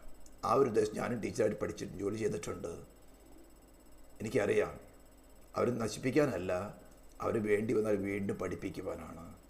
അതറിയാൻ വേണ്ടിയാണ്. കാരണം 2 ഇമ്പോർട്ടൻറ്റ് സബ്ജക്റ്റുകളാണ് നമ്മളെടുത്തത്. ഇനി ഒന്നുകൂടിയുണ്ട്, ഫെയ്ത്ത് ഇൻ ജീസസ് ക്രൈസ്റ്റ്. ഇന്ന് ക്രിസ്ത്യൻഡത്തിൽ നടക്കുന്ന വലിയ ഡിസെപ്ഷൻ അവിടെയാണ്. First condition is atonement. അത് പിതാവ് ദൈവം പുത്രനായ ദൈവം കൂടെ പ്ലാൻ ചെയ്ത് നടത്തിയെടുത്തു. അവനെ മരിച്ചിടയിരുന്നു ഉയർത്തെഴുന്നേൽപ്പിച്ചുകൊണ്ട് ദൈവം ഓപ്പണായിട്ട് അതിൻ്റെ മുമ്പിൽ നിർത്തുകയാണ്. നിൻ്റെ സോളിലേക്ക് ഇൻഫ്ലുവൻസ് വരുന്നുണ്ടോ? നീ പ്രായശ്ചിത്തത്തെ അംഗീകരിക്കുന്നുണ്ടെങ്കിൽ നീ ഒരു പുതിയ ഹൃദയത്തെയും പുതിയ ആത്മാവിനെ സമ്പാദിക്കാൻ തക്കോണം നീ റിപ്പൻറ്റ് ചെയ്യുന്നുണ്ടോ? എന്തതിനെ ബ്ലോക്ക് ചെയ്യുന്നത്? അടുത്തൊരു കാര്യമാണ് ക്രിസ്തുവേശുവിലുള്ള വിശ്വാസം. ദൈവം കൃപ ചെയ്യുകയാണെങ്കിൽ നമുക്ക് അടുത്ത ക്ലാസ്സിൽ ചിന്തിക്കാം. നമുക്ക് പ്രാർത്ഥിക്കാം. പരിശുദ്ധ നിത്യമായ ദൈവമേ, സ്വർഗീയ പിതാവേ, തിരുനാമത്തെ വാഴ്ത്തുന്നു, സ്തുതിക്കുന്നു. നിന്റെ സ്നേഹത്തിനായ സ്തോത്രം. അടിയങ്ങളോട് കർത്താവിനെ സംസാരിച്ചുവല്ലോ. ഈ ശബ്ദം കേൾക്കുന്ന, ഇനി യൂട്യൂബിൽ കേൾക്കുന്ന, ഏത് സമയത്ത് കേട്ടാലും ദൈവത്തിൻ്റെ പരിശുദ്ധാത്മാവ് ആദ്യനും അന്ത്യനുമായിരിക്കുന്ന ആ സ്നേഹത്തിൽ ജനത്തെ ഗ്രഹിപ്പിക്കുമാറാൻ പ്രാർത്ഥിക്കുന്നു. മാനസാന്തരപ്പെട്ട് പുതിയൊരു ഹൃദയം പുതിയൊരു ആത്മാവിനെ സമ്പാദിച്ചുകൊണ്ട് നിത്യമായ മരണത്തിൽ നിന്ന് നിത്യജീവിലേക്ക് പ്രവേശിക്കാൻ തക്കവണ്ണം നീ ഓഫർ ചെയ്തിരിക്കുന്ന ഈ പ്രായശ്ചിത്തത്തെ അംഗീകരിച്ചുകൊണ്ട് ക്രിസ്തുവിനെ അവരുടെ ഹൃദയത്തിൽ വാഴുവാൻ സ്വീകരിപ്പാൻ തക്കവണ്ണം ഇടയാക്കണമെന്ന് പ്രാർത്ഥിക്കുന്നു. പ്രാർത്ഥന കേട്ടതിനായ സ്തോത്രം. യേശു ക്രിസ്തുവിൻ്റെ നാമത്തിൽ തന്നെ.